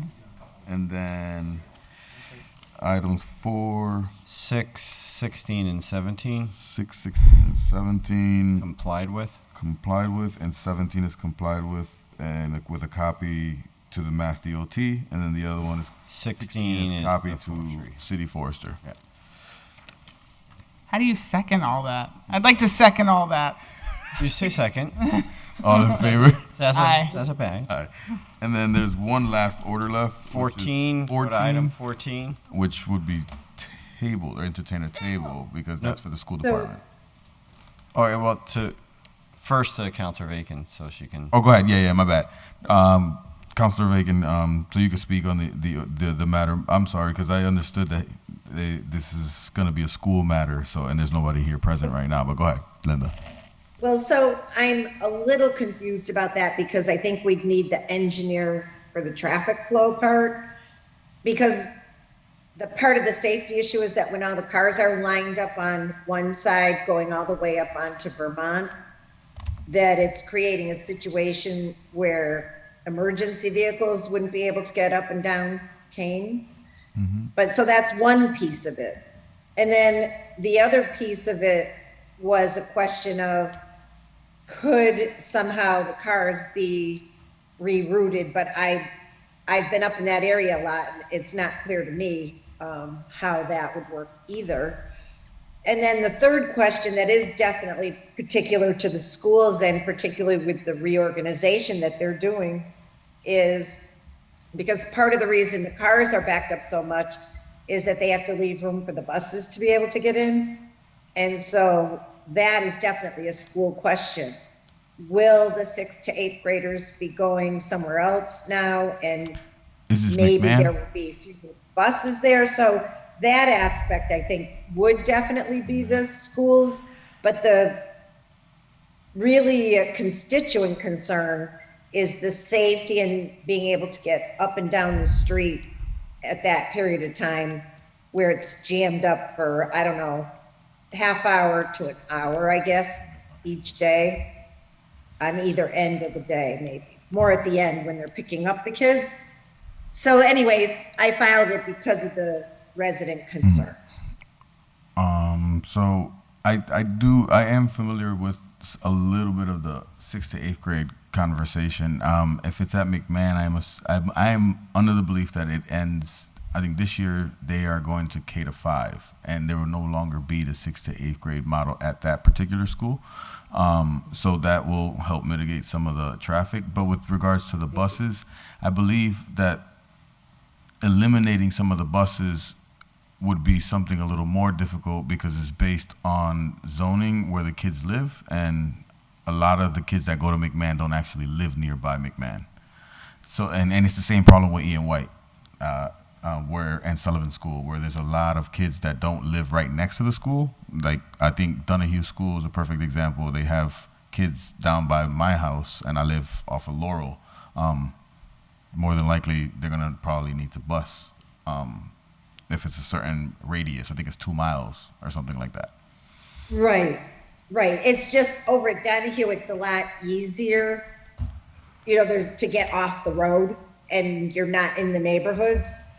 And up at McMahon, so maybe the change in the organization will help to relieve it a little up there anyway. So Yeah, I think traffic will change with regards to that, but I went to McMahon for K to 5. There was still a long line back then. Yeah. That's always been an issue for me. Since I think it's a tough one to fix, Yeah. but I said I'd throw it out there to see if anybody had any good ideas on it. So we want to table this, Lynn? Yeah, I guess just to get some feedback from the school. Yeah. And maybe at some point when our engineer gets Yeah. grounded, he could just take a ride up there and see if he has any ideas about how we might queue the cars better than up onto Vermont. I don't know. I don't know that there's any good answer on this one, but. Yeah, I'd be happy to go look at it. I also don't think there's a Oh, I didn't know you were still here. I'm still, Okay. yeah. I'd be happy to go look at it, and yeah, I don't know that there's an easy answer. Yeah. Without Yeah, without I don't actually ex- I don't making a ex- queuing lane and widening something or giving a queuing lane. Taking out some of the island at McMahon in the front. Yeah. Right. But if you could come up with a thought, it would be great, but I don't expect you to work magic. Thank you. So I appreciate it. entertain a motion to table item 14. Table. Second. All in favor? Aye. Aye. Awesome. Thank you guys all. I would. Motion to adjourn? There you go. Second. All in favor? Aye. Thank you. You guys all have a good night.